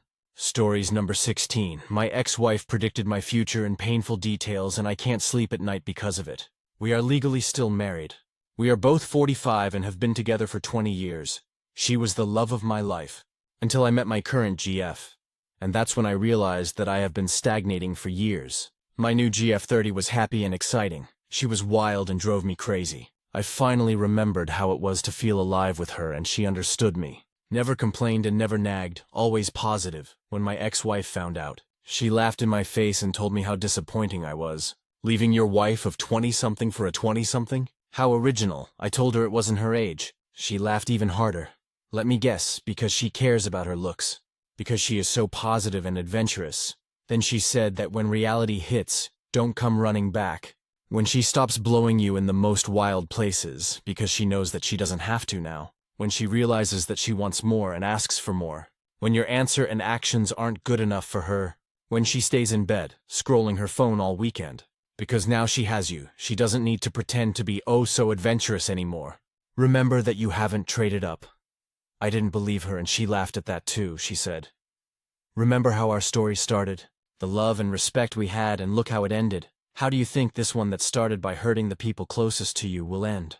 This was 9 months ago. Now I haven't spoken with my GF for 2 days. She moved in with me 3 months ago, and I have never been this miserable. The fights and nagging. The scrolling on her phone day and night with zero effort or energy for any adventure. The demands and small fights about small things.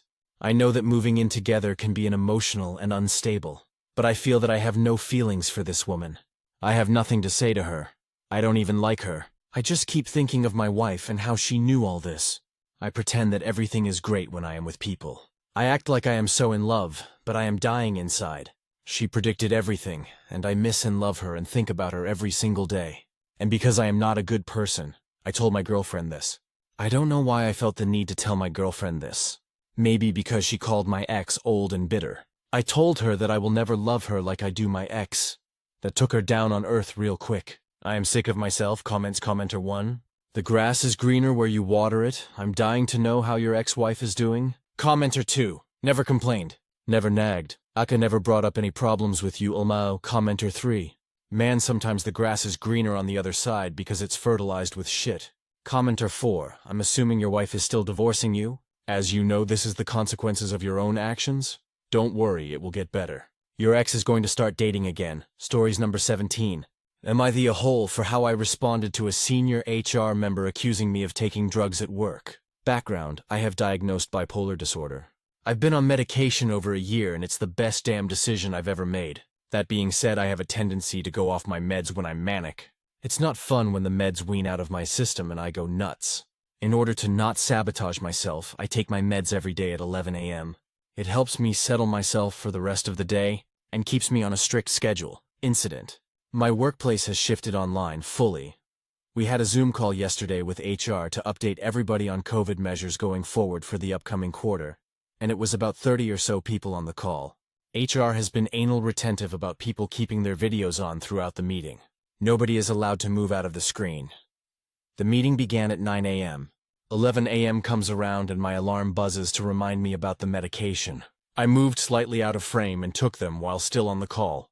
I didn't think anybody noticed, but apparently this senior HR person we'll call Quinn did. The meeting wraps up at 12 noon, and as we're all getting ready to sign off, Quinn tells me to stay behind after everybody leaves. In front of them I found that unprofessional but held my tongue. Quinn then launched on this long diatribe about how I'm setting a hostile work environment by taking my meds during work hours, that I'm being neglectful of my duties, and that I'm ruining my body with them. When I finally got a chance to respond, I said that the drugs I'm taking are prescription medication, and that I fail to see how the 5 seconds it takes me to take them is creating a hostile work environment. I said that my medical history is none of their business. And since they have failed to demonstrate any real harm in the situation, I didn't feel like this discussion was warranted. Quinn looked like they'd swallowed sour milk and told me they'd be writing me up and that I was officially being warned for my behavior. I saw red, and right after the call ended, sent an email to the head of HR, Ray, summarizing the conversation and refuting the warning, write-ups. I stated the relevant legal protections accorded to employees in such situations, and that I hoped Ray would address this fairly. Ray looked into the matter, and I learned later that Quinn had been suspended without pay. A bunch of my coworkers caught on to what happened, and are now making it very difficult to work with them. Apparently Quinn was a popular person in the office, and they felt that complaining to the head of HR was taking it too far. This entire situation feels utterly surreal, and I can't think of any reason why I'd be the asshole. But I'm facing an uncomfortable work situation, and want to know if I need to apologize and smooth things over. Relevant comments. Commenter 1, NTA. Quinn was shockingly unprofessional and out of line. Actually surprised they got suspended though. But I think I'm just used to shitty HR departments not doing anything. Also, a hostile work environment. Is an HR member calling you out to talk privately in front of your coworkers? Reply. Honestly, I think the only reason Quinn got suspended was because I brought up legal provisions. Commenter 2, NTA. Unbelievable. You did the right thing. It wasn't Quinn's soapbox to get on, and it doesn't matter what the medication was for. It was a prescribed medication meant to be taken at a certain time. That's all Quinn needs to know, and frankly, Quinn doesn't even need to know that much. Replace bipolar disorder with any other medical condition, diabetes, heart condition, and it is just outrageous behavior. Reply. I think Quinn may have suspected this is a mental disorder prescription, because I have certain disability accommodations. I'm at a loss on how to deal with this. I really think I might have to start looking for other jobs, and in the middle of a global pandemic, this market is utter shit. Commenter 3. If you are currently work from home, that will help buffer you a bit. My guess if Quinn has done this quite often before, hence the harsh punishment. I also suspect Quinn has surrounded themselves with a bunch of followers. If it keeps up while Quinn is gone, can you ask for a transfer? You are not at fault. Don't entertain, confirm or deny the gossips. Reply. I think so. One of the members of my team socializes with Quinn often as they both have kids in the same class. Edit. The work from home buffer is both a blessing and a curse. The latter because they're now suddenly unavailable to meet with me on group projects, and I just get assigned shit work. Commenter 4. They felt that complaining to the head of HR was taking it too far. Info. Is there anyone between Quinn and Ray in the HR chain of command? Reply. Unfortunately, no. Ray heads the department with 2 immediately junior subordinates, Quinn and 1 other. They have 4 more people under them. Commenter 5, NTA. You had to protect yourself from Quinn, who sounds like they're very unsuited for their job. It seems apparent they have some personal biases, with the wrecking your body comment, and if these biases might be something to do with their religious beliefs. Overriding your medical needs, you've actually done everyone that has to work with them a favor. I don't really understand how everyone else found out about the details here. This should have all been handled confidentially, and if Quinn is the one who told everyone what happened, they should be fired. If you told everyone what happened, that might have been a mistake. Although it probably seemed like the natural thing to do, as Quinn made it obvious something happened between you. Hopefully it will blow over soon. The idea of having to be on camera nonstop for 2 hours is ridiculous anyway. What happens when someone has to go to the bathroom? But that's another topic. Anyway, maybe Quinn will quit. Reply. I honestly have no idea how everybody found out. I guess all it would have taken is one person to spill the beans for office gossip to run wild. I suspect Quinn might have told a friend or 2 in my parent department. There's a stigma associated with mental health issues that need medication, especially in my field, and I keep it intensely private. There is no way I was about to tell a bunch of people this personal shit. Quinn has made pushy comments to other people about some homemade tonic instead of allopathic medication. I think she might be part of an MLM and/or religious cult. Edit. I honestly think I might have to find a new job. Edit 2. Quinn and another team member both have kids in the same class. That person might be the leak. Update. Am I the a-hole for how I responded to a senior HR member accusing me of taking drugs at work? It turns out there was a lot I was unaware of, including a second team group chat that I was not a part of. A colleague, Alex, gave me background. Apparently the whole team knew about the HR meeting through the gossip mill. TLDR, Quinn is a J&M mill. Quinn told my supervisor, Gray, about my disability. Gray then told everybody I was aggressive and hostile, and scared Quinn with that look in my eye in the meeting. The Jane meal in the wild, turns out. Quinn's axe to grind had nothing to do with work at all. I met her son in a bar shortly after I started working at the firm in January, and we went on a couple dates. He wanted me to meet his mom right after dinner on our second date so she could get to know me. He meant approve, and I noped the fuck out of that relationship. He went "our nice guys" on my ass and I promptly blocked him. When Quinn connected the dots that I was, that bitch her son, dated briefly, it enraged her that I, of all people, rejected him. Through Gray, she had been whispering in people's ears about how because I needed medication to feel normal, I'm clearly not fit to be working such a high-pressure job, let alone date her precious baby boy. She has insinuated I'm an addict, a liability, and a danger to the people around me, and report to HR. I'd been quickly iced out of 2 lucrative projects, and people were hesitant to work with me. I made records of all the retaliation, took a statement from Alex, and went straight to an employment lawyer before I sat down with Ray. We set up a meeting for 9 a.m. on Monday. Quinn was asked to be there at 9:30, and once all the receipts were produced, not only was she fired on the spot, but Ray has also promised to fire Gray. Negotiations for a generous settlement are underway. I've decided to quit my job here once I get it, and use the money to support myself till I find another job. This was a terrible workplace, and I've come away from this feeling insecure about myself. It really hurt to be treated like this. Once again, thank you all for your advice and support. Edit. For the people messaging and commenting saying this is fake, you're entitled to believe what you want. To everybody that's left supportive comments, thank you. Ray came through damn quick on this because I got a lawyer involved, and they knew delaying it further would have turned out worse. I'm amazed at how quickly everything unfolded over a weekend. But the peace of mind I'm feeling is sweeter than I can describe. Edit 2. I do not live in the US. Our systems do not work like yours do. Jesus Reddit. A world exists outside of Marika. Relevant comments. Commenter 1. Well, it's a good thing this post is fake then. You just have to look at the timeline. OP's original post is from 4 days ago, and says the incident happened around noon the day before. So Friday at noon, so everything in the original post and this update has happened in 5 days, with 2 days being the weekend, and the incident happens Friday at noon. But HR fires Quinn right in front of OP during a 9:30 Monday morning meeting. Add she's had time to lose out on 2 lucrative deals, meet with an employment lawyer, and already be thinking of settlement? No fucking way. And OP name drops 2 red flag high drama subreddits and Just No Mill and Nice Guys? This whole thing is fake Reddit clickbait commenter 2. Thank you for spelling that all out. I agree it's way too much to have had happen in 4 days. You can't get iced out of 2 projects, gather that much evidence, and meet with an attorney that you have no relationship with in the span of 5 hours on a Friday, because no attorney is taking on this kind of case from a new client over the weekend. This isn't exactly life or death stuff. Reply. I never said I have no relationship with the employment lawyer. They agreed to help me over the weekend as a personal favor. Considering I'd been keeping Ray updated constantly, and this being such a messed up situation, setting up the meeting was first on his agenda for Monday.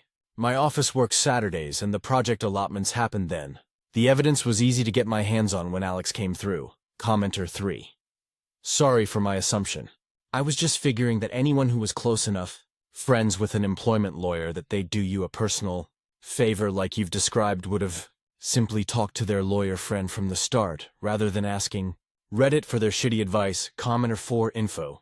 That's really amazing to get all this sorted and turned around in just 3 days. How did you manage to do it so fast? My company would have required at least a week between meetings to investigate the circumstances. But your company was able to investigate the issue, get legal advice, fire the offending parties, and start negotiation to offer you more money? All in 3 days. Your company sounds incredible. I've literally never heard of this happening anywhere that actually exists. You must share the name of the company so we can all go work there too. Reply. I wish I could, but I'd be doxing myself, and it really isn't a very great workplace, lol. Ray was kept in the loop and was incredibly apprehensive about a lawsuit because the team works in legal. How a bunch of lawyers thought they could get away with blatantly disregarding existing legislation is beyond me. Commenter 5. Hey OP, I have a suggestion. I would suggest you to quit after finding a new job. Why would you waste that money by quitting now and then find a new job? You could save the money and do something else with it. You're not being fired and you can continue with the old job. Just a suggestion, think about it. Reply. Honestly, I would like to. But since Quinn and Gray got fired, my work environment has gotten incredibly depressing. I'm still being treated like a pariah. But it's not blatant enough that I can go back to HR. Honestly, I doubt R can afford to fire the entire team for me. At some point, he'll have to consider the best interests of the firm. Commenter 6, just reading your original post. Is it normal for companies to demand you can't move out of your screen for a second? My younger brother is in high school, and he isn't even required to keep his video on during class. Reply, dude, this workplace was toxic in so many ways. This whole story was the tip of the iceberg. Stories number 18. Am I the a-hole for refusing to train my replacement after I gave notice when I found out they're paying her more than me? I, 32F, have been working as a senior graphic designer at a mid-sized marketing firm for 5 years. I'm good at my job, I've brought in major clients, won awards for our campaigns, the whole thing. I've asked for raises twice in the past 3 years, and both times was told budget constraints, but got 2 to 3% cost of living increases. 2 weeks ago, I accepted a position at another company for significantly more money. I gave my standard 2 weeks notice and my boss seemed fine with it, said he understood. Yesterday, my boss introduced me to my replacement, Jessica. He pulled me aside and asked me to spend my remaining time training her and getting her up to speed on all my projects and clients. Sure, whatever, that's normal. Here's the problem. Jessica and I grabbed coffee to chat about the role, and she mentioned how excited she was about the salary. Then she told me the actual number. She's making $15K more than what I was making for the same position. With less experience than me, she has 2 years in the field. I have 8. I went back to my boss and asked him point blank if this was true. He got uncomfortable and said, well, the market has changed, and we had to offer competitive rates to attract talent, I said. So you had budget for a competitive salary, just not to keep me? He didn't really have an answer. I told him I'd finish out my 2 weeks and wrap up my own work. But I'm not training Jessica. That's not my responsibility. Especially now that I know they valued a new hire more than a loyal employee who's been here for 5 years. I feel like I'm justified, like why should I go above and beyond for a company that clearly didn't value me? Comments. Commenter 1. Happened to me. I was showing a new engineer the ropes. He was from our industry but wasn't familiar with our equipment. I found out he was on more money than me, and I refused to provide any more help or training. I told all my workmates and they took the same stance. My manager accused me of creating a hostile work environment. I asked why he was paying a new hire more and he had no answer. We got our union involved and after a short work to rule, we all received a pay rise. Commenter 2. If you're not talented enough for what they're paying her, then you aren't talented enough to train her. Commenter 3. It happens more than you realize. Don't take it personally. Complete your 2 weeks and then move on to a better job with a higher salary. Hopefully your new company has a better name in the business. That always feels good. Commenter 4. To be honest, I wouldn't waste the energy on arguing about it. I'd take the 2 weeks easy, go for plenty of coffee with your trainee chit-chat, and teach her how to work with Outlook. Dive into wrapping up your own projects. Make sure to communicate a lot with your clients, and tell them you're leaving. Check your contract on what you can tell those clients. NTA. Stories number 19. Aunt tells me that my paycheck should go towards her son's college fees when she didn't let me stay at her house in order to attend school. I got a job around 3 months ago. It's my first proper job that doesn't happen to be in a fast food restaurant, no hate. This was to pay for my rent and save up for uni. I live away from my parents because I go to an international school in another city, as per customs in the country I live in, and to show gratitude, I gifted my first paycheck to my parents.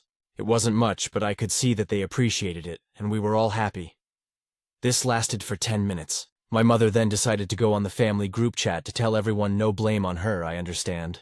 I then get a call from my aunt, who then proceeds to ask me about the details of my job, which seems fishy considering she hasn't really given a shit about my existence until 2 seconds after that text message is sent. She then explains that her son, my cousin who goes to the same school and is in my grade, is going to college, no shit, and that I, as a person with a source of income and as a family member's, should pay part of his school fees using my next paycheck as I am part of the family, and I should support him.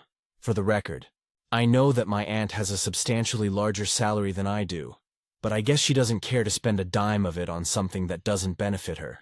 Additionally, when I got into this school, my mother called my aunt to ask if I could stay with her until I graduated, but she refused, saying they didn't have space. Instead, my parents bought me a small flat, and I have to work to contribute to the rent. My aunt went on about how hard my cousin worked to get into college, and insisted that I should have some sympathy for him. Honestly, I don't feel any sympathy for a kid who stays out all night and barely puts in the effort at school. With the little patience I had left, I politely reminded her that most of my salary goes to my own basic needs, such as paying rent and buying food, as well as saving up for my tuition fees, to which she rudely responded with, "If you can do that, you should be able to donate some money." I've always been taught the value of hard work and self-sufficiency, and now it felt like my effort was being taken for granted, and so I then hang up on her out of frustration. Later I get a call from my mother asking why her sister was complaining about me. I explained my end of the story, and now she has blocked my aunt as well. My aunt realized this and has been pestering other relatives to help cover the fees and guilt-tripping, shaming those who don't donate, and is probably ranting in the family chat as I am writing this. It feels good to vent a bit. Sorry if this was long and the wording is weird.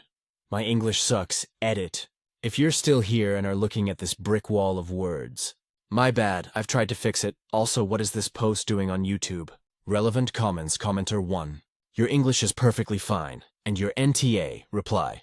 Lemao 2 as I needed to hear that today. Commenter 2. Your mother should suggest that just like you, he can find a job and support himself. Commenter 3. And cousin doesn't even have to pay rent, I bet. Reply. He lives under my aunt's roof, so I doubt he pays for rent, let alone food. Commenter 4.1. Congrats on the job and good luck with college. 2. Your aunt is nuts if she thinks that you or anyone else should contribute to her kids' education fees.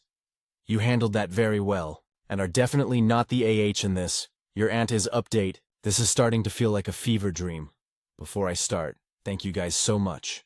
I kept looking at the comments, and I never imagined that so many strangers on the internet would support me advice. It feels really good. Secondly, my apologies to those people who attempted to read the previous post and found a wall of words. I will try to format better this time. Now to the actual stuff, as some of the comments suggested. I did go NC with my aunt. I didn't talk to her, but I got some hateful messages on social media from people I assumed to be my aunt's friends. This worked for a day until I realized the horrible timing of my last post. Our family has these gatherings for dinner around once every 4 or so months where all our extended family that is descended from my maternal grandmother gathers, usually at a relative's house. This time it was my parents' turn to host, and it felt good to go back, because living alone isn't fun. I got there at around 3 p.m. today. I'm going back to school TMR, in order to help prepare, and best of all, beat the rest of my relatives to have some quality time with my parents and sister. As soon as I got there, they showed me my aunt ranting out of self-pity in the family GC, and we laughed a bit. At around 5, my relatives started showing up, including my aunt and her family. I managed to avoid her for the first hour until dinner, as that is when we all sit on a long table, and we have this time where we go over what has everyone been up to for the past few months.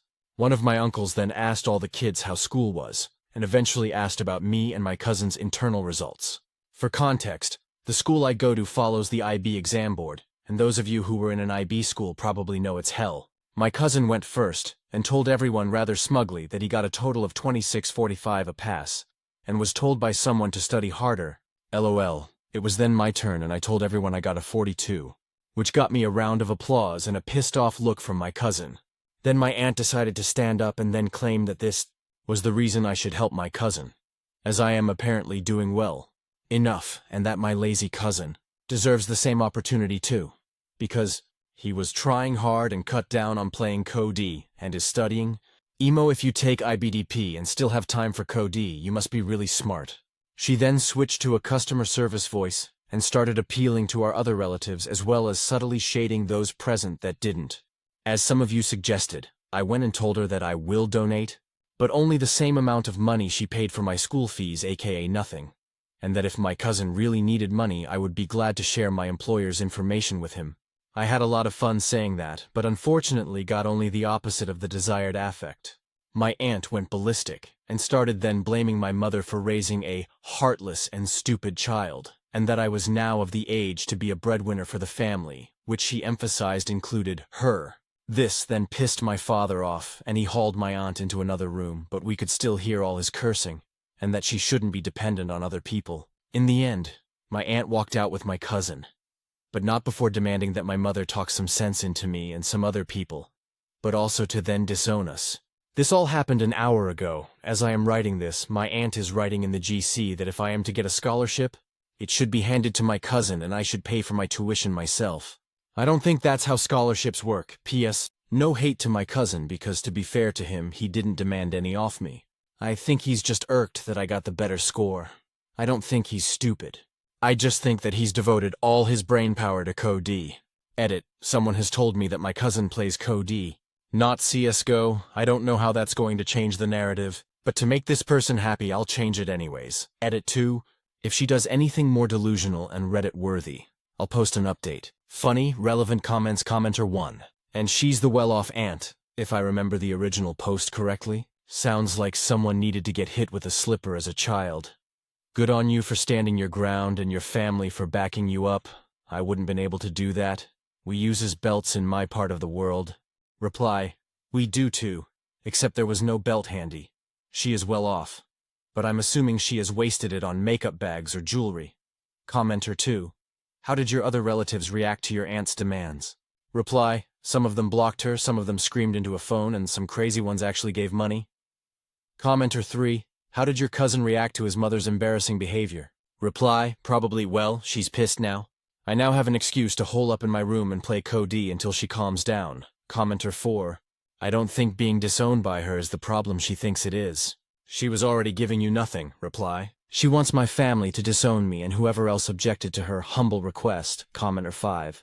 My cousin went first and told everyone rather smugly that he got a total of 26.45 a pass, and was told by someone to study harder. By my math, that's less than 58%, so that's an awfully low bar for passing. Reply, it's IB, they consider 24 a pass. Stories number 20, got my new BF a ride cymbal, and I don't know if I messed up.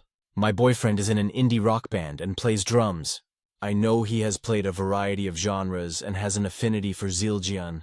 He made a comment on how he needed a ride cymbal, but they are expensive, so I made a mental note. Not knowing much, I did some basic research and got him an excellent quality. Used Zildjian A Series 22 medium ride cymbal from Guitar Center. When I casually talked to him about it, not telling him I had bought one, he said that he would have to hear the sound to know if it was right and that you can't just buy someone something like this as he doesn't want a Frankenstein set. Did I do something wrong? Am I just being paranoid? What's the likelihood he's gonna hate this gift? I spent over $250 on it, so I would appreciate if he didn't hate it. But I'm starting to really wonder if I fucked this up as it's our first Christmas together. Top comment, PFUCG man. If he is a decent person, he will shower you in praise and thanks for getting him such a present. He will then try it, and if it doesn't fit the sound, he will try to return it or just sell it while explaining to you nicely why cymbals are very unique and musicians like to hear them first, while not making you feel bad for trying to make him happy. If he doesn't do any of the above, dump his ass, commenter. And take the ride with you, commenter, and become a jazz drummer, commenter. Why are we giving her advice to ruin her life now? Commenter, you hate jazz? You fear jazz, you fear the lack of rules. Skidly bop bay wow. Reply, thank you for the feedback. I really appreciate your perspective, and I'll definitely let him know he can exchange or return it if it doesn't fit his style. I want this to be something he genuinely loves and can use, so I'll make sure he feels no pressure to keep it if it's not quite right. Your advice helps ease my nerves a bit. Thank you again, commenter LPT in future. Buying gifts for someone who knows about a profession or hobby is difficult unless they explicitly tell you what they want. People who don't know the hobby tend to massively underestimate what proper kit costs and end up buying something which feels expensive but actually isn't good quality. And as other people point out, even if you do buy a good piece of kit, people still will have preferences about brands, sizing, etc. This doesn't just apply to drumming. It applies to everything. It is the thought that counts, of course. I'm sure he'll be thrilled that you want to support his drumming. An idea in future would be to bring him on a surprise trip to his favorite music shop. And once you're there, tell him to pick out what he wants, and you'll buy it for him. There follows a lot of drummer jokes and comments approving of the purchase. Update post. Hi everyone. I wanted to share an update for those who were curious about how my boyfriend reacted to the excellent quality used Zildjian A Series 22 medium ride cymbal I got from Guitar Center. Spoiler. It went better than I could have hoped. When he opened the gift, he literally sat there with his mouth open for a solid minute, completely speechless. Then he gave me the biggest hug and told me it was one of the best gifts he's ever received. He even said, "My ride stand has been looking so lonely," folded up across the room, which absolutely melted my heart. He kept asking, "What did I do to deserve this?" And I could tell he was genuinely touched and grateful. Funny enough, he almost guessed what it was before opening it. I casually mentioned the gift might just be a large gift card because the place I got it from has a great return policy. That little breadcrumb, combined with the fact that there's a Guitar Center near my place, and he had recently mentioned needing a ride, tipped him off. But even so, he was still completely blown away when he saw it in person. We opened the gift at my place, so he hasn't had a chance to test how it sounds with his kit yet, but he's really excited and hopeful it'll fit perfectly. His bandmates were so pumped when he told them that they tried to drag him to practice late last night just to check it out. Hilarious and totally on brand for them. Oh, and here's the best part, I showed him this Reddit thread, and he's been reading through your comments, smiling and laughing. He even joked about how relieved he was that he didn't react like an asshole. Safe to say, he's over the moon about the gift, and I'm so happy it brought him so much joy. I'll post a follow-up with a pic of his kit and the ride all set up once he gets home and has it ready to go. Thank you all for your kind words and advice. It really helped me feel more confident about this gift. Picture of the setup kit with symbol top comment, Kieran. I love when someone in a Redditor's life is a normal person and not a psychopath. Commenter. Average Redditor post.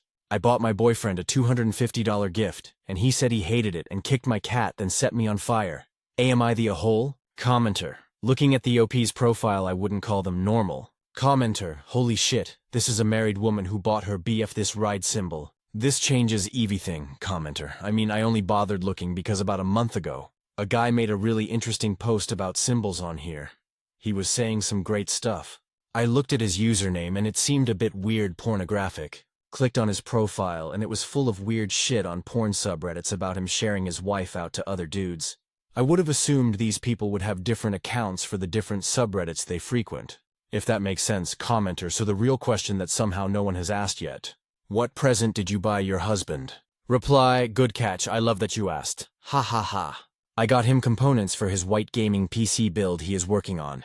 A power supply, 2 TB of NVMe storage, fancy white fans, and then some Versace cologne.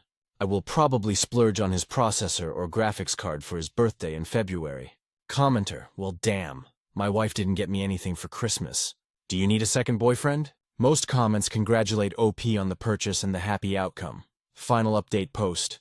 I had heard from so many people cheering on this story, telling me I did great, rooting for the gift to be a success, prepping me for a return, and asking for an update after the initial gifting. I figured even though the last update was a fairy tale to leave the story on, it isn't the actual final update. I've learned a tough lesson. Don't buy equipment for an established musician. There's so much nuance that I never would have thought to consider, and even if I had spent more money, it wouldn't have made a difference. The ride symbol we ended up getting was actually cheaper than the one I originally bought, proving that price doesn't always equal preference when it comes to sound. Before I even mentioned the Reddit comment, he told me that technically, he could sell his K-Custom crashes, retune his toms, and get new crashes that would work with the ride. But that it would be expensive, and not something he could realistically justify. Later, when I told him about the comment suggesting he might love the symbol so much that he'd build his whole kit around it, he chuckled at the idea. He admitted that if money weren't an issue, he'd do it, because it means so much that I got him this ride. That moment made me appreciate even more why musicians are so particular about their gear. Because every piece has to fit together just right. With just a couple of days left in the 45-day return window, we took the Zildjian A Series 22 medium ride back. But it wasn't an easy decision. He tried, every single day, to make it work. He kept thinking maybe he was hitting it wrong, adjusting his technique, troubleshooting the issue like it was something he needed to fix. He wanted to love it.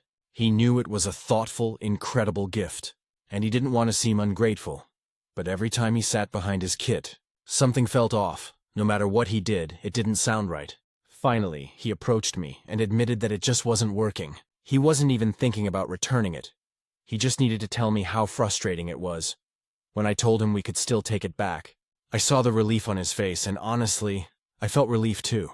As much as I had wanted this to be the perfect gift, what mattered more was that he felt good about his instrument, his sound, and his craft. When we actually got to the store, I was near tears. I did everything I could for him not to notice. I had been bracing myself for this moment, telling myself over and over again that it wasn't personal. But standing there returning something I had picked out so carefully felt like admitting failure. I held it together, but it stung. Right up until the moment the return was processed. And then suddenly I felt nothing but relief. Because now, instead of holding on to something that didn't fit, he had the chance to choose the right piece. What happened next ended up being one of the most unexpectedly bonding experiences we've had so far. I stood there watching as he carefully went through different ride symbols, striking each one in different places, on the bow, the edge, the bell terms I learned while at the store with him. He was listening, thinking, adjusting. I asked questions about what he was hearing, what made one symbol right and another one wrong, and why certain tones felt off to him. He lit up as he explained the nuances of what he was listening to, and how a symbol blends with the rest of his kit. At one point, he tested a Zildjian K custom ride, and I thought that would be the one.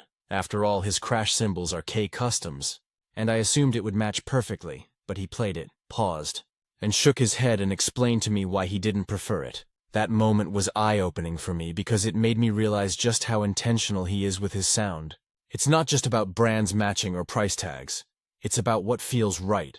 Ultimately, he went with the I-Series 20 ride, a symbol that fit him, his style, his setup, his playing. It wasn't the most expensive, but it was right. And here's the kicker. We returned the ride on our 3-month anniversary. Instead of it being a moment of disappointment, it turned into a memory. A moment of us learning together, growing together, and understanding each other in a way we hadn't before. In the end, my original gift transformed into something unexpected. A 22 gift card made of metal shootout to a barrel of Mankeys, for phrasing it this way. This is probably the one comment that made my brain love the gift regardless of it was right. And honestly, that's exactly what he needed. So to everyone who told me not to take it personally, thank you. You were absolutely right. It was never about the symbol. It was about the love, thoughtfulness, and connection behind it. And in that sense, it was the perfect gift after all. Top comment, commenter 1. You're an awesome girlfriend. You actually picked the perfect symbol to give him. So it's super confusing. It's a ride symbol that is so versatile. It can literally fit any genre. And I'm going to be the bad guy and address the elephant in the room here. He went with an I-Series Zildjian ride? It's a beginner symbol. He made a giant mistake returning the ride you got him. Reply. It really came down to how the A-Series resonated with his existing crash symbols. It just didn't blend the way he wanted. I was a little surprised by his pick too, but at the end of the day, it's all about the sound he wants to hear when he's playing. He also knew I would have pitched in for a more expensive ride, especially with his birthday coming up, so this wasn't about cost. It was purely about what felt right in his kit for the music he's making. Who knows, maybe once he hears everything together, he'll decide this isn't the one either, and we'll be back to the drawing board. I have my own little nuances and preferences in life, so I figure I've got to let him have his too, commenter. I don't think he knows what he's talking about, but that's fine. Let him have the cheapy ZBT style model. I'd say his ears just sick, weren't used to the new symbol. The A-Series is a phenomenal symbol, great GFBTW, commenter. I can understand that he went with what he liked, I don't agree with it at all, but I'm not gonna ridicule someone for enjoying it. It'll live rent-free in my head for a long time, that's for sure. At a gig I once offered to let a guy use my symbols Sabian Explosions, HH Medium Hats, Zildjian, Seat War Megabell as he showed up with WHD symbols. He declined. His band also got fake blood spattered across my kit as they pretended to sacrifice Sick, a goat. The festival that hosted this is now shut down, commenter. I was 100% tracking this situation and thinking I could understand how buying the right ride would be really tough to nail. But then I realized that he traded an A for an I, and now I'm just angry. You are an amazing, thoughtful partner, and now I think you should leave him for someone who values the K-Series. Commenter, I've learned a tough lesson. Don't buy equipment for an established musician. I feel like this is usually the default response in any musician group when partners post about gifting gear. I'm legit surprised it wasn't the case this time. Reply, yeah, I really thought I was a statistical anomaly. And then just over a month after I gave it to him, he mentioned it not sounding right still, and it kinda broke my little optimistic heart for a second. And then I realized that it is okay. Who knows? I may just continue to buy him the wrong equipment as a way of giving creative gift cards forever. Another commenter, you're 3 months together and buy him a multiple $100 present? Holy, reply. Technically, we were just under 2 months in when I gave him the gift initially. Commenter, that's the part of this saga I find a bit unsettling, to be honest. One of OP's posts also mentioned buying him parts for his gaming PC and planning to splurge on a new graphics card in the future. I'll be honest, this sounds weird and unhealthy to me. I've been in relationships 3 years where we spent far less on each other than this poster is doing after 2 to 3 months. It comes across as love bombing, which is a big red flag. At 3 months into a relationship, you should be getting cute little unexpected gifts. Fun stuff, not major purchases. OP. Instead of freaking out over which symbol you should have gotten him. You really need to think about why you felt the need to buy such a major item for someone you only recently met. The fact you presumably have a husband too makes it even more puzzling. Downvoted commenter, IMO, he made a gigantic mistake. Bo. In that Zildjian is a way better symbol and that he treated you that way, I would have never, ever approached my wife in such a way about a gift she took the time to research and buy me. Your guy sounds like an ass, commenter lol what?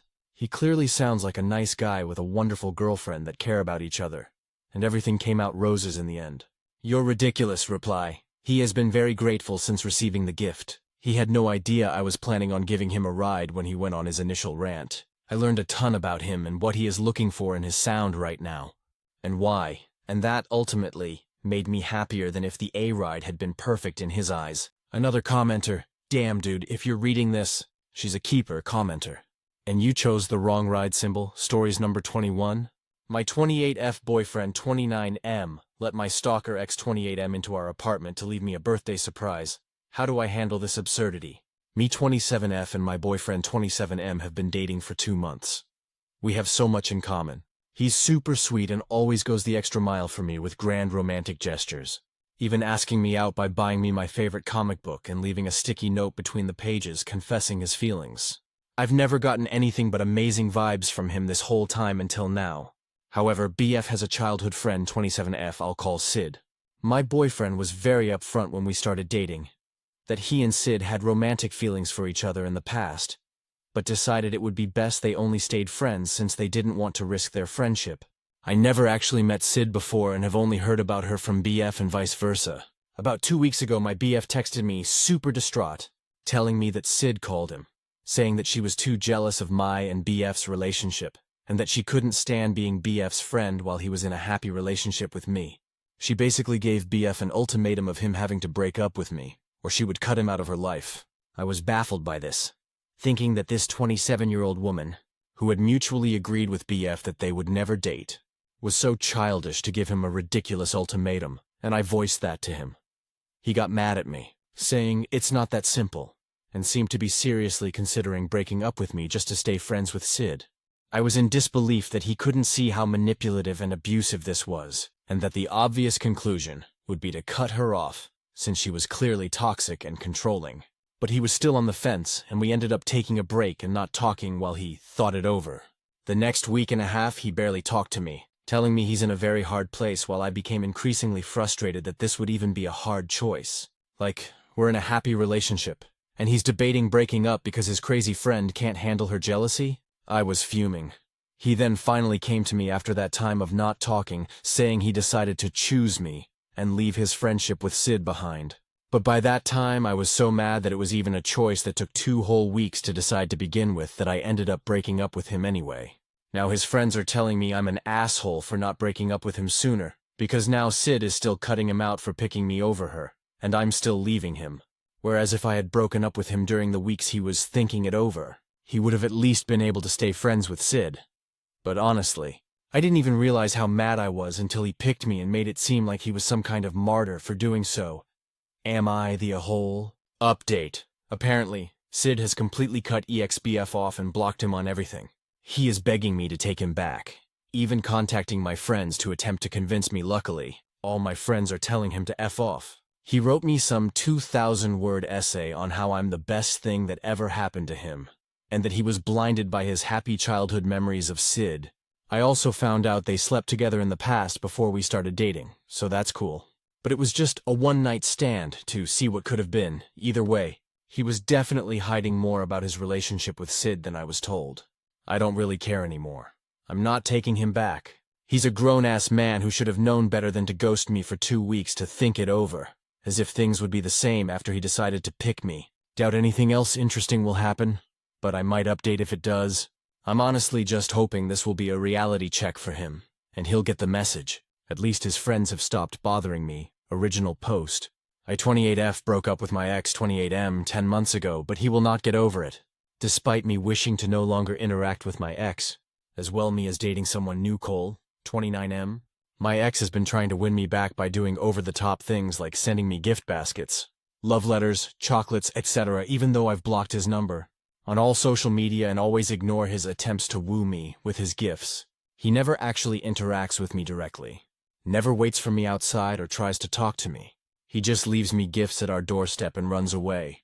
It's creepy and makes me super uncomfortable. Cole, who I live with, doesn't actually see an issue, with this and says he feels bad for my ex and doesn't want me to waste my ex's money efforts. So I reluctantly just let Cole eat the chocolates and other crap since he insists I don't throw them out. He even likes reading the love letters, even though I tell him I don't want to. I don't understand why he's so chill about this because my ex and Cole aren't even friends and have never interacted. So it makes no sense why he's so okay with my ex doing these dumb gestures that he knows make me uncomfortable and creeped out.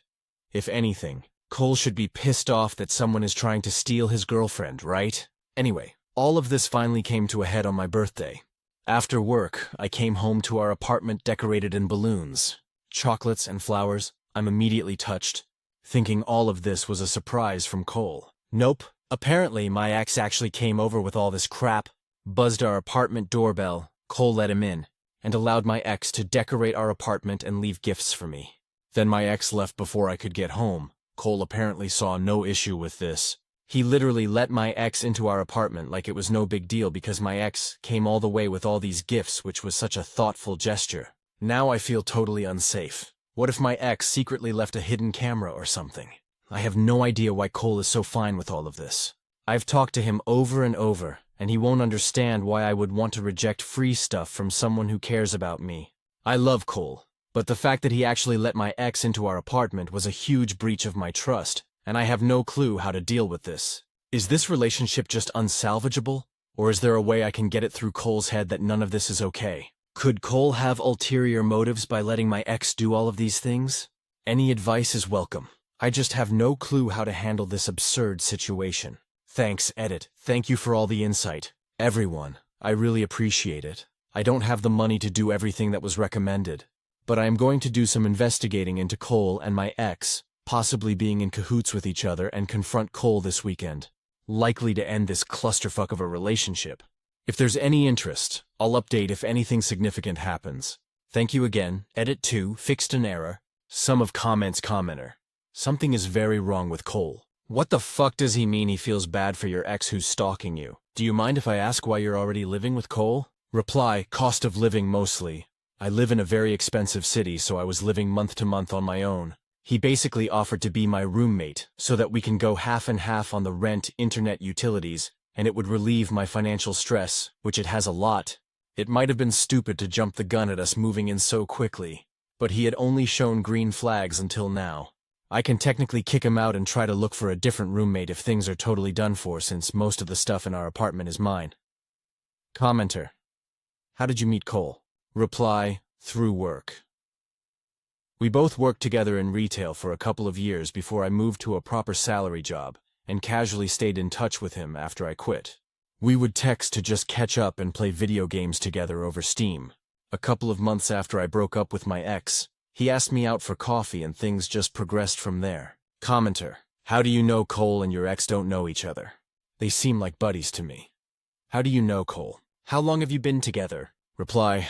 I've been with Cole for almost 8 months at this point.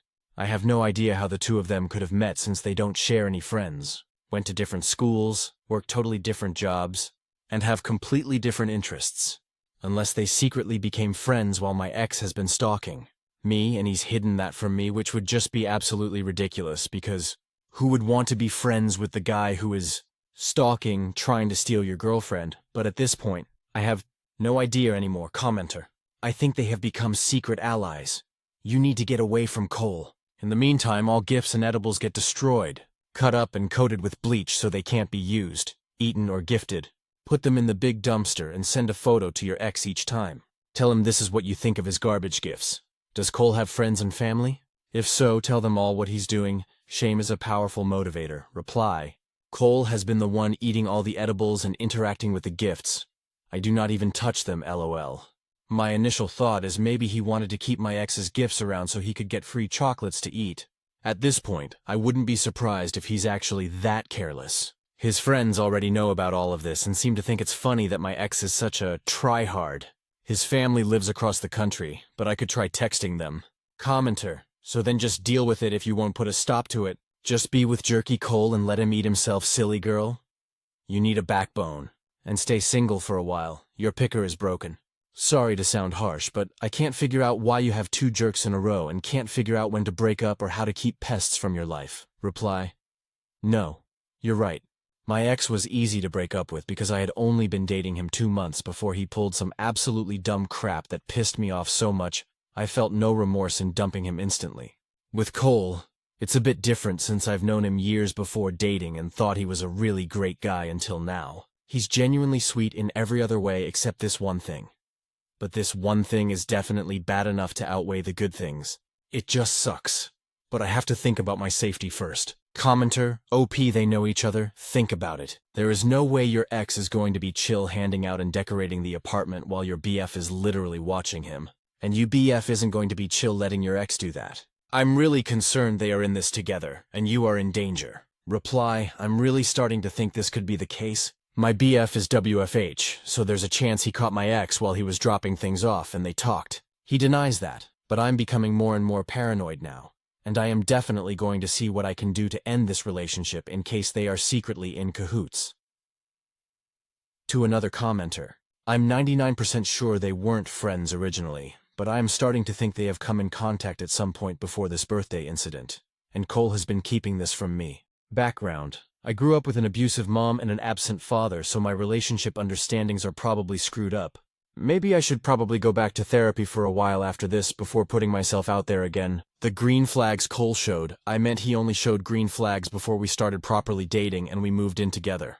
Before this whole stalker mess, he was, or at least pretended to be, thoughtful, funny, helpful, and sweet. The type who, if you told him you had a hard day, he'd offer a shoulder massage and let you vent to him. It wasn't until this stalker X stuff that he showed such a disregard for my safety and comfort. Update post, hello all. My last post blew up a bit, and many people were concerned about me, so I'm going to give you this update. I can't even put into words how insane this situation has gotten. Original post is here, TLDR. My boyfriend Cole has been allowing my stalker ex to send me gifts like it's no big deal, and even let my ex into my apartment to decorate for my birthday. When I got back home on Friday, I tried to come up with a good plan to keep myself safe while I confronted Cole in case he were to do something scary. A lot of people put the fear of God into me in the comments of my last post. I invited my very tall and intimidating younger brother over to be there while I talked to Cole. My brother couldn't come over until Sunday, so I spent a day and a half awkwardly trying to pretend everything was fine. But I must have done a shit job because Cole kept asking me what was wrong and love-bombing me.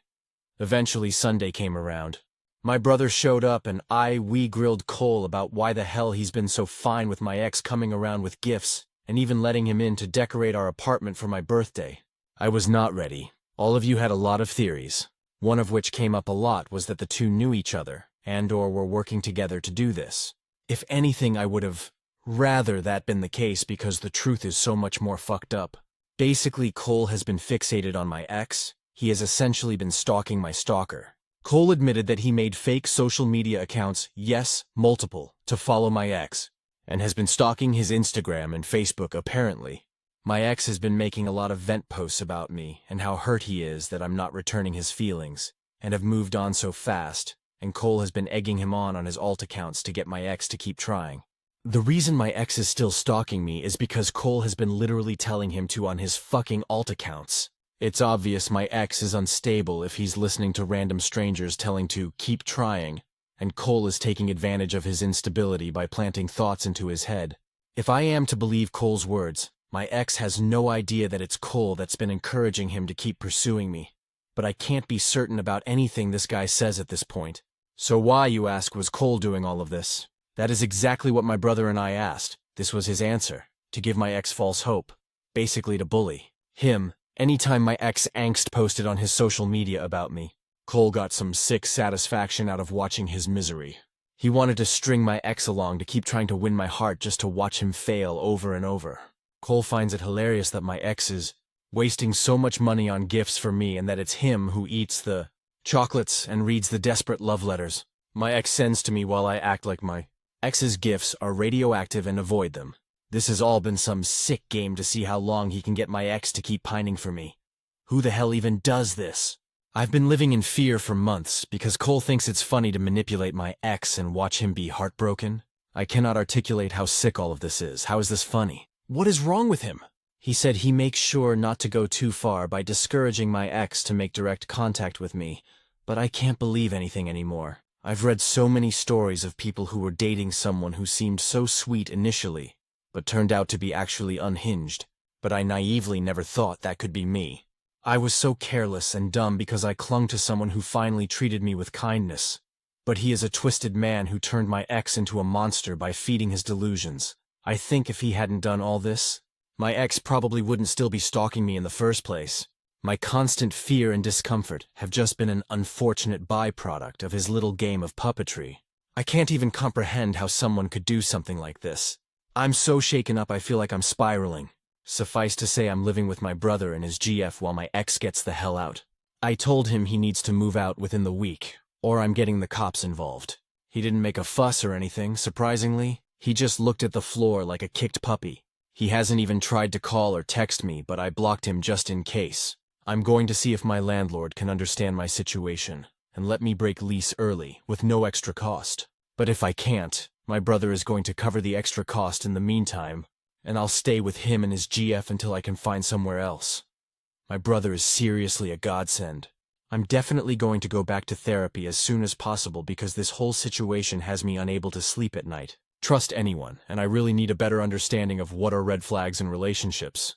So many of you told me I was a pushover, and you're all right. It shouldn't have taken this long for me to call this relationship with Cole off. This is so fucked up, but I'm safe for now. I don't know what I'd do without my brother and his GF. Thanks to everyone who told me to get out of this relationship because Cole was way more twisted than I ever could have thought. I don't even know if he told the whole truth, but I don't even care anymore. I'm out. Gone, never looking back, edit. Thank you everyone for your advice and words of encouragement. I called the non-emergency police line to file a report of all this. It wasn't super helpful other than just making a record, so I'll do a follow-up with them once I have safe access to my apartment and can collect evidence.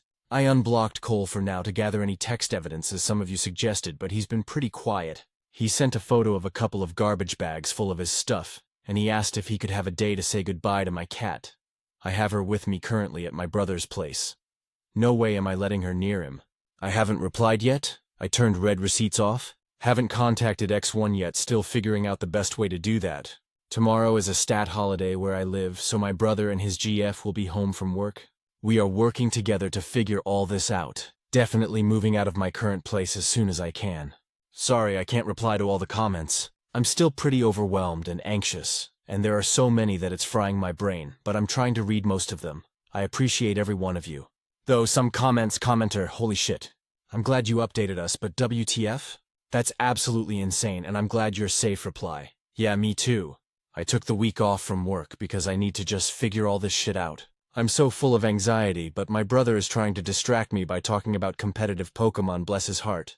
Commenter, your brother, or someone, needs to tell your stalker.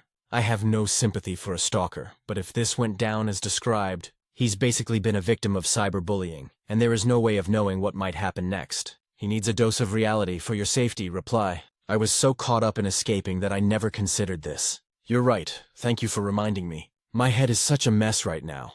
I'll need to brainstorm the best way to let my ex know. I hate to know how he'll react to that though, commenter. Maybe ask your brother to do it with an online message?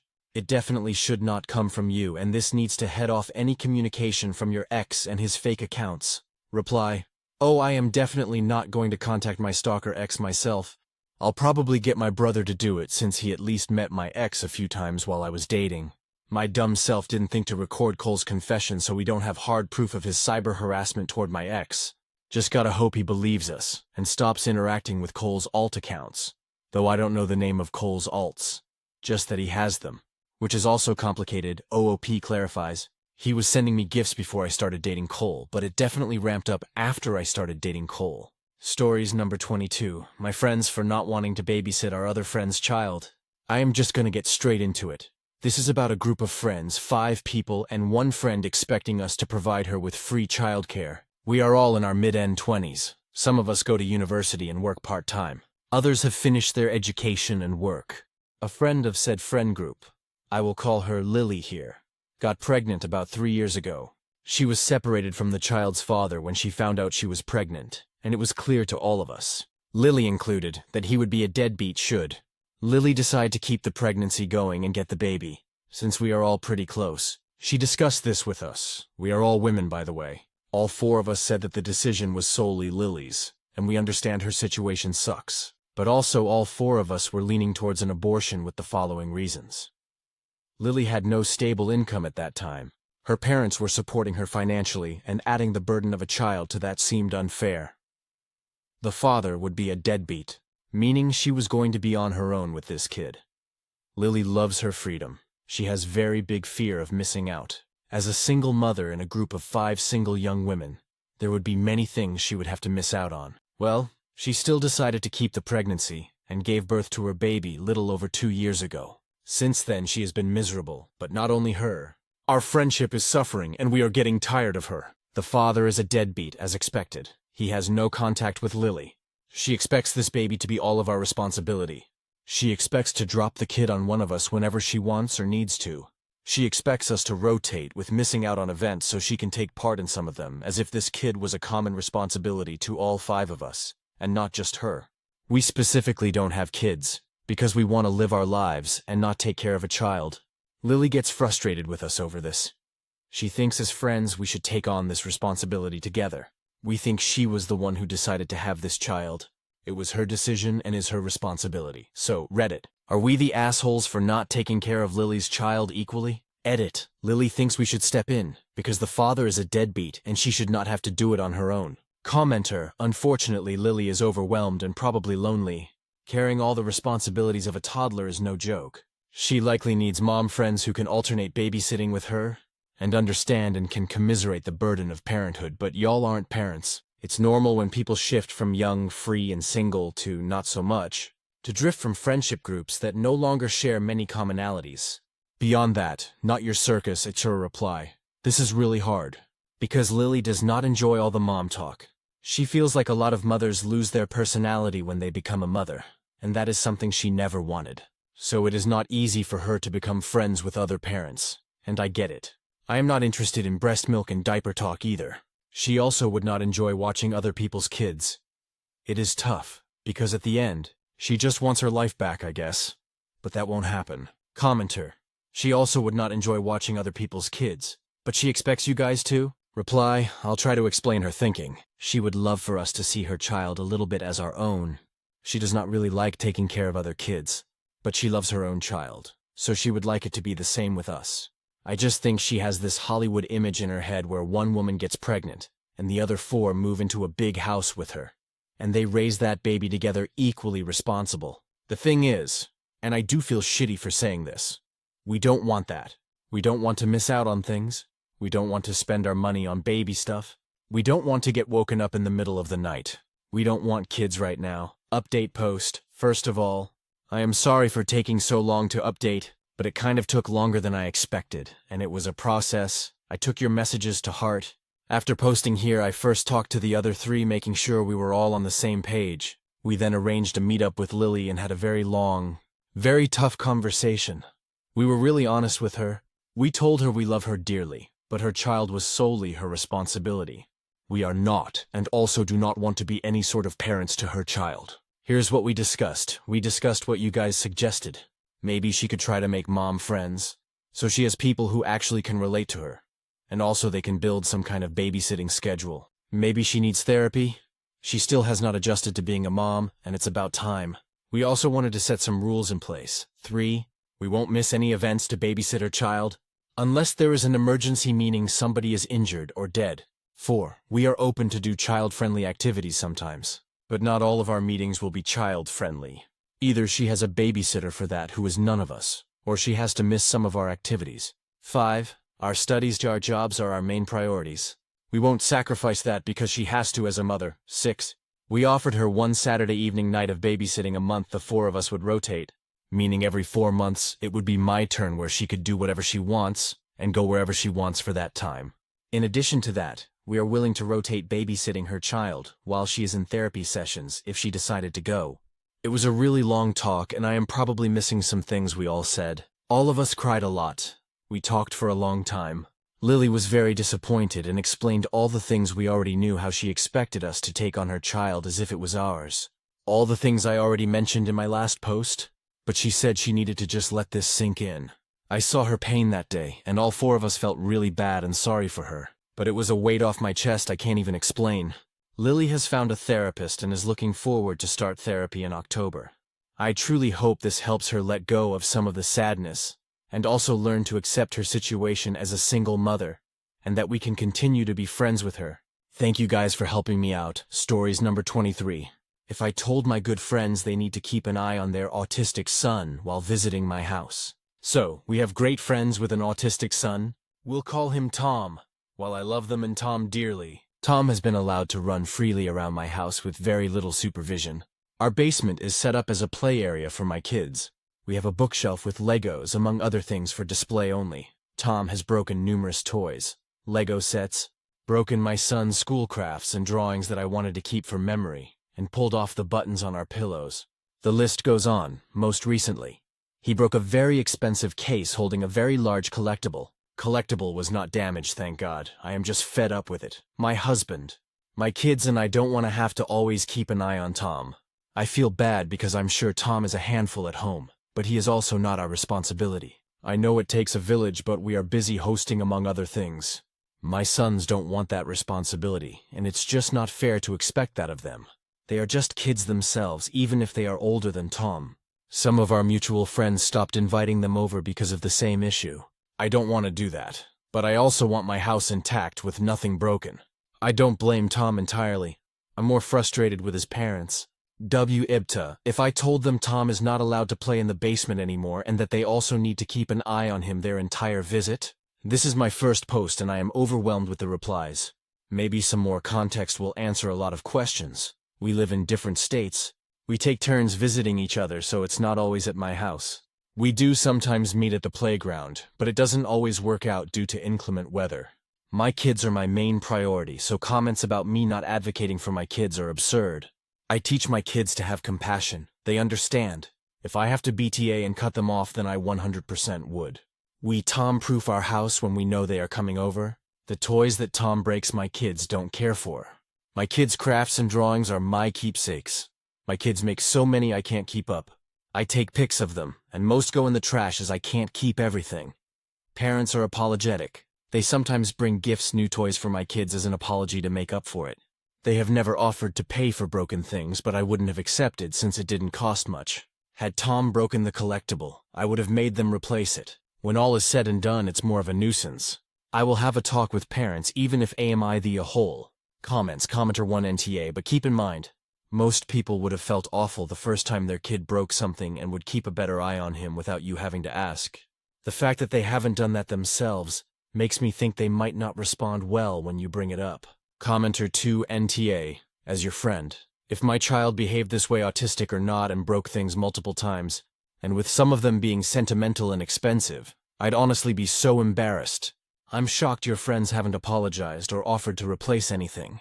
And as you said, it's not your responsibility to watch or parent another person's kid.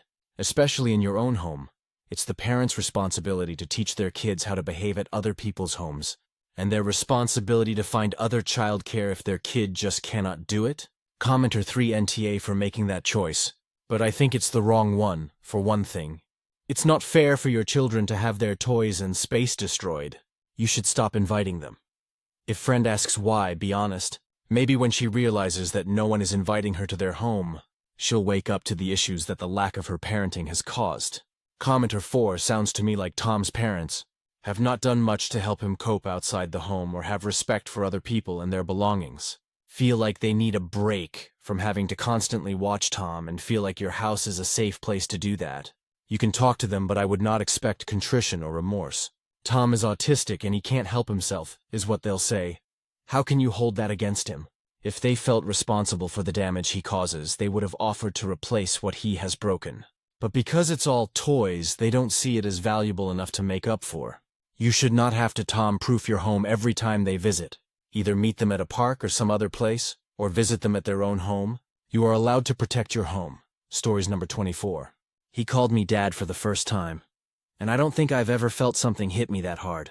I never thought I'd be the kind of man who got emotional over something like that. I'm not heartless, just not usually sentimental. I've always been steady, practical, the fix it and move on type. But that one word from a 13-year-old kid cracked something open in me I didn't even realize was there. I've been dating Megan, 36F, for a little over 3 years now. We met through mutual friends. I just moved back to Colorado after my divorce. And she was this quick-witted, grounded woman who somehow managed to juggle a career, a household, and a kid who had enough teenage energy for 5 people. Her son, Evan, 13M, was 10 when we met. He was shy at first, polite but distant, which was fine by me. I wasn't trying to rush into some instant stepdad role. The first time we met, he was sitting at the kitchen table, building some crazy Lego spaceship, and Megan said, "Evan, this is Jake." He looked up, nodded, and said, "Cool," before going back to his Lego universe. That was it. I remember thinking, yep, fair enough, kid. It took time. A lot of it, before he started to open up. I made a conscious effort not to overstep. I wasn't trying to replace anyone. His biological dad, Tyler, 38M, is still in the picture, though "in the picture" is generous. He lives 2 states away and only really shows up on holidays or birthdays, always with some grand gesture or expensive gift to make up for the months of silence in between. Megan doesn't badmouth him, which I respect. But I've seen what those absences do to Evan. The kid tries to play it cool, but it's written all over him. The disappointment, the confusion, the need to act like he doesn't care. Our relationship started off with small things. Fixing his bike tire, helping with a school project, tossing a football in the yard. He'd talk a little more each time. About school, friends, video games. Slowly, the wall started to come down. By the time he turned 12, I was driving him to practice, teaching him how to mow the lawn, reminding him to do his homework. I wasn't his dad, but I was there, and somewhere along the way, Jake became, "Jake, can you help me with this?" And "Jake, watch this." And "Jake, what's for dinner?" Megan and I moved in together last year after a long conversation about what that would mean for all of us. I told her I didn't want to move in if Evan wasn't comfortable with it. She said, "He likes you more than he'll ever admit." Still, I was nervous. I'd never lived with a teenager before, turns out. It's equal parts chaos and heartwarming moments you never see coming.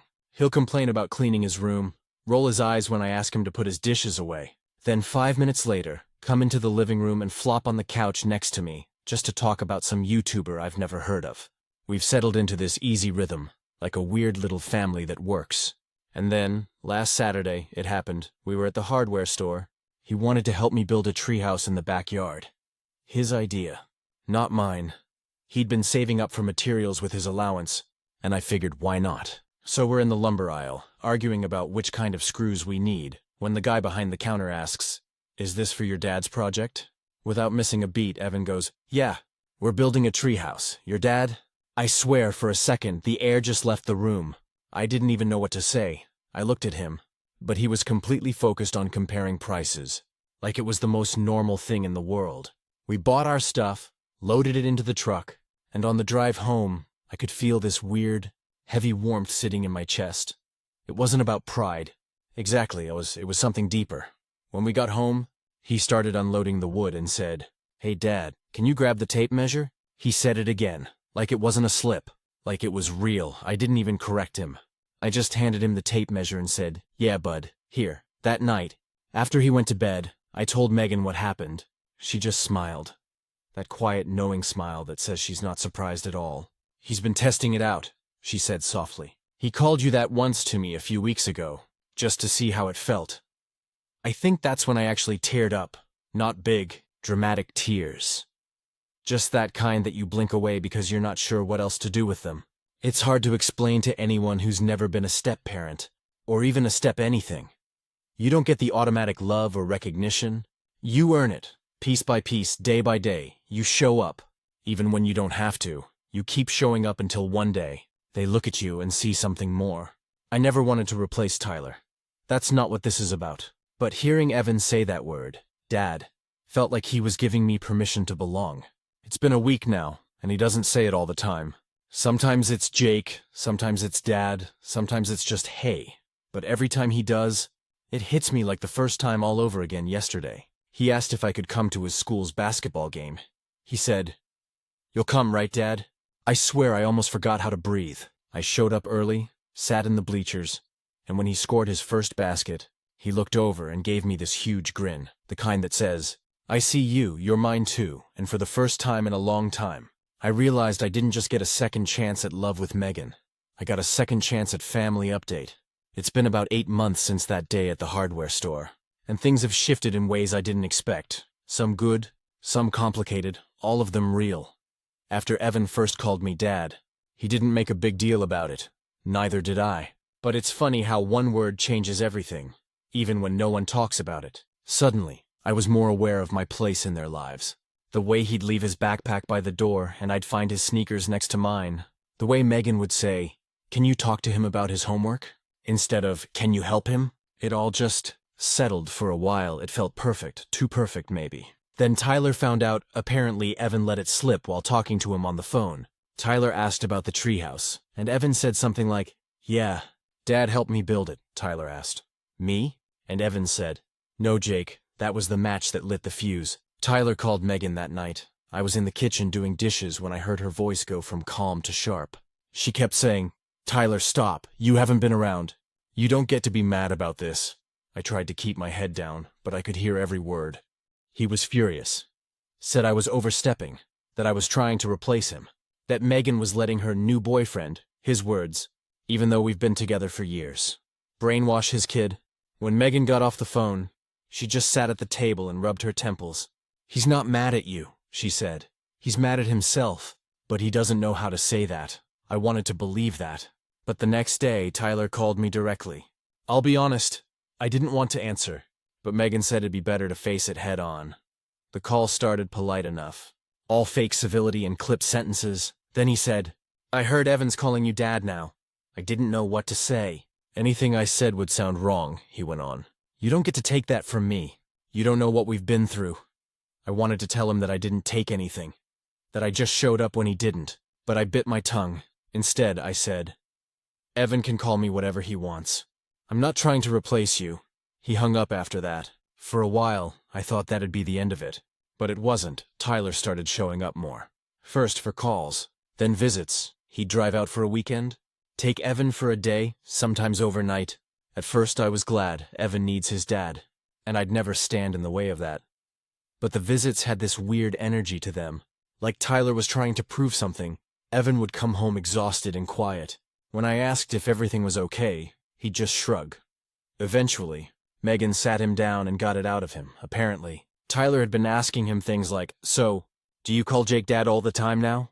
And, do you like living there better than with me?" It broke my heart. The kid was being put in the middle of something he never asked for. That night, I told Megan, "I think I need to step back for a bit." She looked at me like I'd just dropped a grenade. "What do you mean?" "I mean, I don't want him to feel like he has to pick sides, if me being Dad makes things worse for him. I can back off." She didn't say anything at first, then shook her head. "You're not making things worse, Jake. You're showing him what a real father figure looks like." Still, I couldn't shake the guilt. For a few weeks, I tried to tone things down. I stopped going to every practice, every game. I let Megan handle more of the school stuff. I wanted to give Evan space, but then, one night, he came into my room while I was reading and said, "Did I do something wrong?" I told him no, of course not. He looked confused. "You don't come to my games anymore." That hit hard. So I told him the truth. "Not everything, but enough," I said. "I just didn't want to make things weird between you and your dad." He sat down next to me, fiddling with the edge of his sleeve. "It's already weird," he muttered, "but it's not your fault."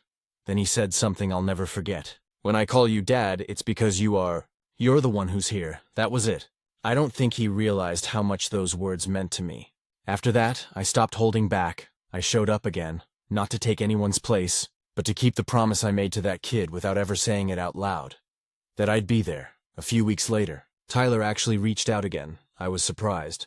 He wanted to meet, man to man, he said. We met at a diner halfway between our towns. I expected it to go bad, but it didn't. He looked tired, not angry, just defeated. He said, "Evan told me what he said to you. I don't like it, but I get it."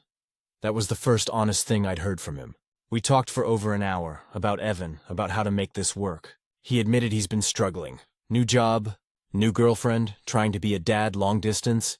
By the end, we agreed on one thing. Evan's happiness comes first. No games, no guilt trips, just show up and do right by him. That conversation changed everything. Now, months later, things have settled again. Evan spends some weekends with Tyler, but it's not tense anymore. When he's home, he still calls me Dad. Not every time, but enough. The three of us even went to his last basketball tournament together. Megan sat between me and Tyler in the bleachers. It was awkward at first, but by the second half, we were both yelling for the same kid, high-fiving when he scored. Evan looked up and saw us all there. I'll never forget the look on his face. Like for once, everything was okay, and maybe it was. It's strange how life works sometimes. I didn't set out to be anyone's father, but somehow, through all the messy, imperfect parts of this, I found myself building something better than I ever had before. Not just a family, but a sense of purpose. And every time I hear that small voice from across the house, "Dad, can you help me with this?" it reminds me that some titles aren't given. They're earned one day at a time. Update. It's been about a year and a half since Evan first called me Dad, and things continue to evolve in ways I didn't fully expect. Living in this blended family has been a mix of little victories, awkward moments, and gradual trust building. Evan's in 8th grade now, which means hormones, homework, and an entirely new level of teenage unpredictability. He started being more independent, sometimes too independent. He'll slam his door and say, "I don't need help," only to appear 10 minutes later asking me how to fix his laptop or for advice on a science project. It's like he's still testing boundaries, but at the same time he's learning I'm reliable. I've noticed small but significant shifts in how he interacts with me. He asks my opinion more, not just about homework, but about friends, school, and even sports. Last month, he asked if I could help him pick a new basketball team to join. He said, "I want to make sure I don't get stuck on a bad team like last year." I was impressed, not because of the question itself, but because he trusted me enough to involve me in a choice that didn't have to include me. That trust, that's earned over years of showing up and being consistent. Megan and I have also had our moments of reckoning. We've had to navigate the complexities of co-parenting with Tyler more directly. Tyler's made more of an effort to be present, which is great for Evan, but also adds layers of complexity. Last weekend, Tyler came over to watch Evan while Megan and I attended a wedding. I could see Evan's hesitation at first. He didn't know how to handle having both dads around at the same time. But it eventually smoothed out. Megan's been incredible through all of this. She's always been patient, but now she also advocates for me when necessary. For instance, she'll remind Tyler, "Jake has been Evan's constant. Don't undermine that. It's subtle, but powerful." Evan's language has shifted too. Dad is no longer just a word he says spontaneously or secretly. It's more intentional now. Sometimes he'll slip it into a conversation in front of Tyler, almost like he's asserting that this relationship exists and is valid. Tyler doesn't comment, and I don't correct it. I've learned that letting him express himself without judgment is more important than worrying about who feels right or wrong. A few weeks ago, we had a serious conversation about high school choices. Evan was anxious about his future, wanting advice on extracurriculars, courses, and even college prep. He's only 14, but he's starting to think ahead. He said, "Dad, what would you do if you were me?" I paused because that question hits differently than anything else. He wasn't asking me to solve his problems. He was asking for guidance, I told him. I'd look at what you enjoy, what challenges you, and what feels right for you, not what anyone else wants for you. He nodded and said, "Thanks. I feel like I can actually talk to you about this stuff." Dad, that one hit me hard, more than anything. It's not about replacing anyone. It's about being someone he can trust, someone steady, someone present. Even Tyler has had moments where he seems to realize it. He called me last week to ask for advice about a school project Evan was struggling with. I gave some tips and reassured him that Evan was handling it fine. Tyler's voice was quieter than usual, almost contemplative. Maybe he's seeing that there's room for both of us in Evan's life. Not a replacement, just different roles that overlap. The other night, Megan, Evan, and I went camping. Tyler couldn't come, which was fine. Evan stayed up late next to the fire, talking about everything from sports to his favorite YouTubers. At one point, he looked at me and said, "I'm glad you're my dad, even if you're not my real dad." I laughed, trying to play it cool. But inside, I felt this wave of gratitude and love I've never experienced. That's when I realized being a parent isn't about biology. It's about showing up, day after day, and proving that you're someone who can be counted on. Even the small stuff matters. The Saturday mornings making pancakes, helping him practice basketball shots, walking him to school when Megan has early meetings. It all builds this unspoken bond.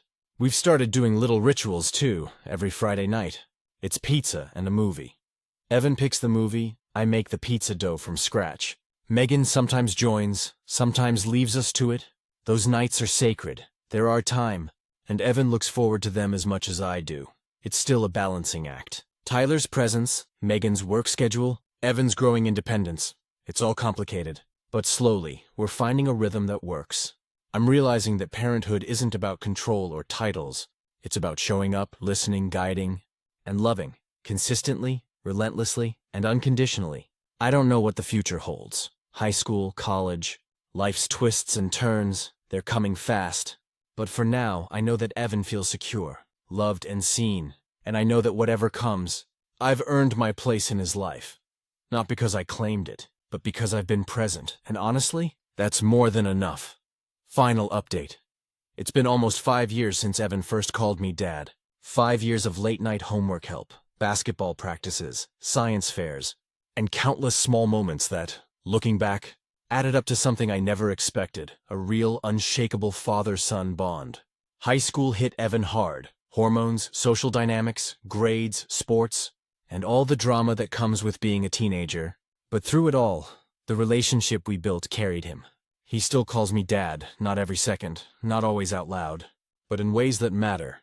When he wants advice, when he's celebrating a victory, or even when he just wants to rant about the world. Tyler has become a steady presence too. Surprisingly, our co-parenting dynamic matured. The first awkward dinners and tense conversations gradually turned into mutual respect. We've had our disagreements, sure, but now it's about collaboration, not conflict. He's learned to see that my role in Evan's life isn't a threat. It's support. Evan has both of us, and that's the priority. Megan has been incredible through everything. She's the glue, the quiet strategist, the voice of reason when emotions run high. Watching her juggle a career, Evan's teenage needs, and my own quirks is humbling. She's taught me so much about patience and communication, not just as a partner, but as a step-parent navigating this complex family ecosystem. One of the defining moments came last summer. Evan had a major basketball tournament out of state. Tyler couldn't go, and Megan had a work commitment. I was the only one who could take him. We drove together, just the two of us, and spent hours in the car talking about everything. From sports strategies to high school classes, to the subtle anxieties that come with being 14 and feeling the weight of growing up. At one point, Evan looked over at me and said, "Dad, thanks for being here. I mean it. I don't know what I'd do without you. I almost lost it." I pulled over for a moment, took a deep breath, and told him, "I'll always be here, bud. No matter what." He smiled, leaned back in his seat, and we went silent for a while. The kind of comfortable silence that only comes from deep trust. Since then, we've developed routines that feel like our own little traditions. Saturday mornings are still pizza and a movie, but we've added Sunday bike rides, occasional camping trips, and late-night talks when he can't sleep. He's started to ask more about my past, my mistakes, my career, and life lessons, which is both amusing and a little terrifying. Talking about the hard truths to a teenager isn't easy. School life hasn't been perfect, teenagers are unpredictable, and Evan has had moments of rebellion, social missteps and frustration, all normal. But our foundation has made those bumps manageable. He trusts me to guide him, correct him when needed, and support him when he stumbles. He also knows he can talk to me without judgment, and that is priceless. Even Tyler acknowledges the difference I've made. After one family dinner, he pulled me aside and said, "Jake, I wasn't sure about you in the beginning, but seeing how you're there for him, how consistent you are, I get it now. You're good for him." That was the first real acknowledgement from him, and it meant more than I could say. Evan's not perfect, I'm not perfect, Tyler's not perfect, and Megan's juggling everything perfectly enough to keep it all from falling apart. But we're a team, and for the first time, I truly feel like I belong in a family. Not just living in it, not just showing up but being part of it. The treehouse? Still standing. We added a second level last summer, and Evan designed it almost entirely himself, with me supervising, guiding, and occasionally arguing over structural integrity. He's proud of it, and honestly, so am I. It's a symbol of how far we've come, built piece by piece, with patience, effort, and collaboration. The other day, Evan asked me something that struck me more than any dad ever could. "Do you think I'll be a good dad someday?" I looked at him, and for the first time, I realized that all the lessons I've tried to teach him, kindness, patience, responsibility, consistency, were starting to take root. I smiled and said, "If you keep being who you are, I think you'll be better than you know." He grinned, and for a moment, the chaos of the world outside our little bubble didn't matter. We had each other, and that was enough. 5 years ago, I never expected to become a father figure. I never imagined that a 13-year-old boy could trust me enough to call me dad. But life has a way of surprising you. And while it hasn't always been easy, it's been worth every challenging, awkward, joyful, emotional moment. Because in the end, family isn't just about blood. It's about presence, commitment, and love. And in this house, we've built that, one small, meaningful step at a time. Stories number 26. I haven't seen my girlfriend in almost 2 months, and I'm starting to wonder if I even still have one. I guess I just need to get this all out somewhere, because it's starting to eat at me. I'm 21, my girlfriend is 21, and we've been together a little over a year. Not crazy long, but long enough that you'd think I'd know where I stand with her. Her name's Mia. We met in college during sophomore year, both working part-time at the campus bookstore. She was one of those people who seemed to radiate this easy confidence. Always smiling, talking to everyone, the type that made the room feel lighter. I'm a lot more quiet. I'm the kind of guy who has a small circle, keeps his head down, does his work. I never thought she'd be into me, but she was the one who asked me out first. Things were amazing for the first year. We did everything together. Late-night study sessions, road trips, cooking together in her tiny off-campus apartment.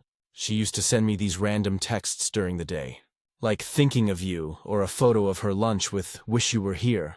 I fell for her hard. She made me believe in the kind of relationship you see in movies, full of small moments that feel big. But then summer came, and everything changed. She went back home to California for the summer. I stayed here in Illinois because I needed to keep working. We both knew it'd be long distance for a couple months, but we promised to FaceTime, text, and visit if we could. The first 2 weeks were fine. Lots of calls, long late-night talks, funny selfies. Then, out of nowhere, she just started fading. At first, it was small stuff. A few missed calls, a day without texting back. Then it turned into days without a word. Then a week. I'd text her something like, "Hey, how's your day?" And she'd reply a few days later with something generic like, "Sorry, been busy, miss you though." The thing is, Mia doesn't get busy. She used to make time. That's how I knew something was off. I tried to convince myself it was just her adjusting to being home again. She's really close with her family, and I know she doesn't have the best relationship with her mom. So I thought maybe she was stressed. But when I suggested visiting her, she hesitated. She said her mom was going through a lot, and it wasn't a good time for guests. That was over a month ago. I haven't seen her since she left in May. We're now halfway through July, and I can count on one hand how many times we've actually talked on the phone. Every time I try to bring up how distant things feel, she shuts it down with, "You're overthinking," or "I just need space." Space. That word's been haunting me lately. It's weird. We're still technically together. There's been no breakup talk, no big fight, nothing that would make sense of the distance. Just silence. She still likes some of my posts online, still views my stories. But when I actually reach out, she's barely there. The last time we talked properly was 2 weeks ago. She called at midnight and said she missed my voice. For about 10 minutes. Everything felt normal again. We laughed, joked, even said "I love you." Then she said she was tired and had to go. I said, "Okay. Talk tomorrow?" She said, "Yeah, definitely." That was the last time I heard from her. I've been spiraling since. I try not to blow up her phone because I don't want to seem clingy, but every day that goes by without hearing from her feels like I'm being erased a little bit more. It's this slow, invisible breakup. No closure, no reason, just fading. The worst part, everyone around me keeps asking about her. My mom always liked Mia and keeps saying things like, "How's that sweet girl of yours?" My best friend Kyle jokes that I'm basically single again. I just laugh it off, but inside I feel sick.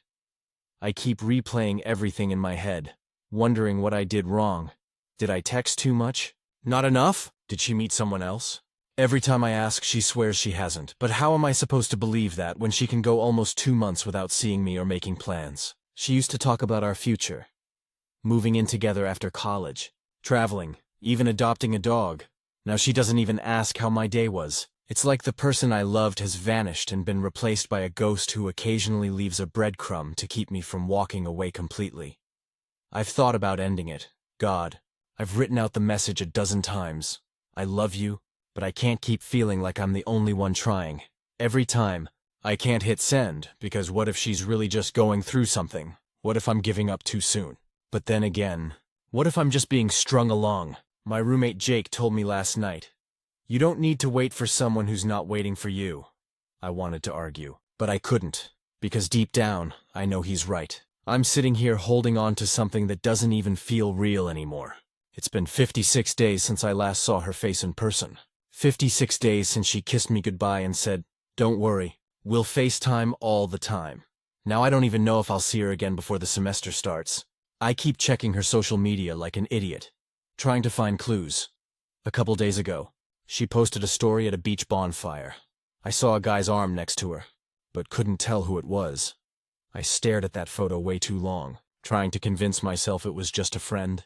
But I don't even know her life anymore. It's a weird kind of heartbreak. Being ghosted by someone who still technically exists in your world. She's not gone, but she's not there either. Just a shadow of the person I used to love. Maybe I'll reach my breaking point soon. Maybe I'll stop checking my phone, stop hoping for a text. Maybe I'll finally send that message and let it all go. But tonight, like every night, I'm still staring at my phone, waiting for her name to light up my screen. It's been a little over 2 months since my original post, and honestly, I'm not sure what I was expecting when I wrote it. Maybe some kind of validation. Maybe someone to tell me she still cared. Maybe just someone to listen, since she wasn't talking to me anymore. The silence didn't magically fix itself after I posted. In fact, it got heavier. I tried giving her space, thinking maybe she just needed time to sort through whatever was going on. But the space turned into a wall. Texts went unread. Calls went straight to voicemail. And every time I checked her socials, there was nothing. No new posts, no stories, no comments. It was like she had vanished. Not just from me, but from everything. Then, about 3 weeks after my post, I got a message from her best friend, Jenna. It was short. "Hey, please stop trying to contact her for a bit. She's dealing with something serious." That line hit me like a punch to the chest. Something serious? My mind ran wild. And was she sick? Was there a family emergency? Did I do something so awful that I didn't even realize? I tried to ask what she meant, but Jenna didn't respond again. So I waited and waited. By the 5th week, I started to move through my days in autopilot, work, gym, sleep, repeat. My friends noticed I wasn't really there, but I brushed them off. I didn't want to talk about her because I didn't even know what to say. What do you say about someone who's both alive and completely gone from your life? Then last week it happened. I was coming out of a grocery store when I saw her. I swear my heart stopped. She was across the parking lot, standing beside her car, talking to someone I didn't recognize. A tall guy. Looked about our age, holding her hand. I froze. My instinct was to walk up and say something. Anything. But I didn't. I just stood there watching her laugh. The same laugh I hadn't heard in 2 months. She didn't see me. Or maybe she did and pretended not to. Either way, I got in my car and drove off before I could embarrass myself. That night I drank too much for the first time in a while. It wasn't even about jealousy. It was the final confirmation that whatever had existed between us was over. A few days later, I got a message from her finally. "I'm sorry for everything. I didn't know how to explain what I was feeling without hurting you. I should have handled things differently. That was it." No explanation, no closure. I didn't reply at first. But after a couple of days I sent, "You could have just told me you didn't want to be with me anymore." She left it on read, and that's how something that once felt like the center of my universe ended. Not with a fight, or a big breakup talk, or even a goodbye. Just silence, distance, and a message that arrived too late. I've stopped checking her socials now. I deleted her number after saving it on a piece of paper I keep in my desk. Not because I plan to use it, but because deleting her entirely felt too final. I don't think she's a bad person. I think she's young, like me, and didn't know how to handle something that stopped feeling right. Maybe she met someone who made her feel something new. Maybe she just outgrew what we had. Either way, I can't keep holding onto a ghost. Lately, I've been walking every evening. No music, no phone, just me and the quiet. It's weird. But that silence that used to crush me now feels peaceful. I'm learning that love isn't just about finding someone. It's about learning when to let go, even if you never get the closure you thought you deserved. So yeah, that's my update. I haven't seen her again, and maybe that's for the best. It's been another month since my last post, and I didn't think I'd be back here. I thought I'd made my peace with everything. But life has a way of pulling you back into emotions you thought you'd already buried. After that last message she sent, the half-hearted apology. I really did try to move on. I focused on myself, I picked up extra shifts at work, started running again, and even reconnected with some old friends I hadn't talked to since before we started dating. It felt good. Like I was slowly waking up from something that had kept me half asleep for months. But then she reached out again. It started with a text. "Hey, I saw you at the coffee shop last week. You look like you're doing better." It was such a simple message, but it reopened every wound I thought had started to scar over. Because yeah, I had seen her too. She was sitting by the window, same coffee shop where we'd gone on our first date. I didn't say anything, just ordered my drink and left. I thought that was the end of it. I didn't reply to her text right away. I didn't know if I should. I spent half the night staring at it, typing something, deleting it, typing again, deleting again. Eventually, I sent, "I'm getting there. Hope you're doing okay," she replied a few minutes later. "Can we talk?"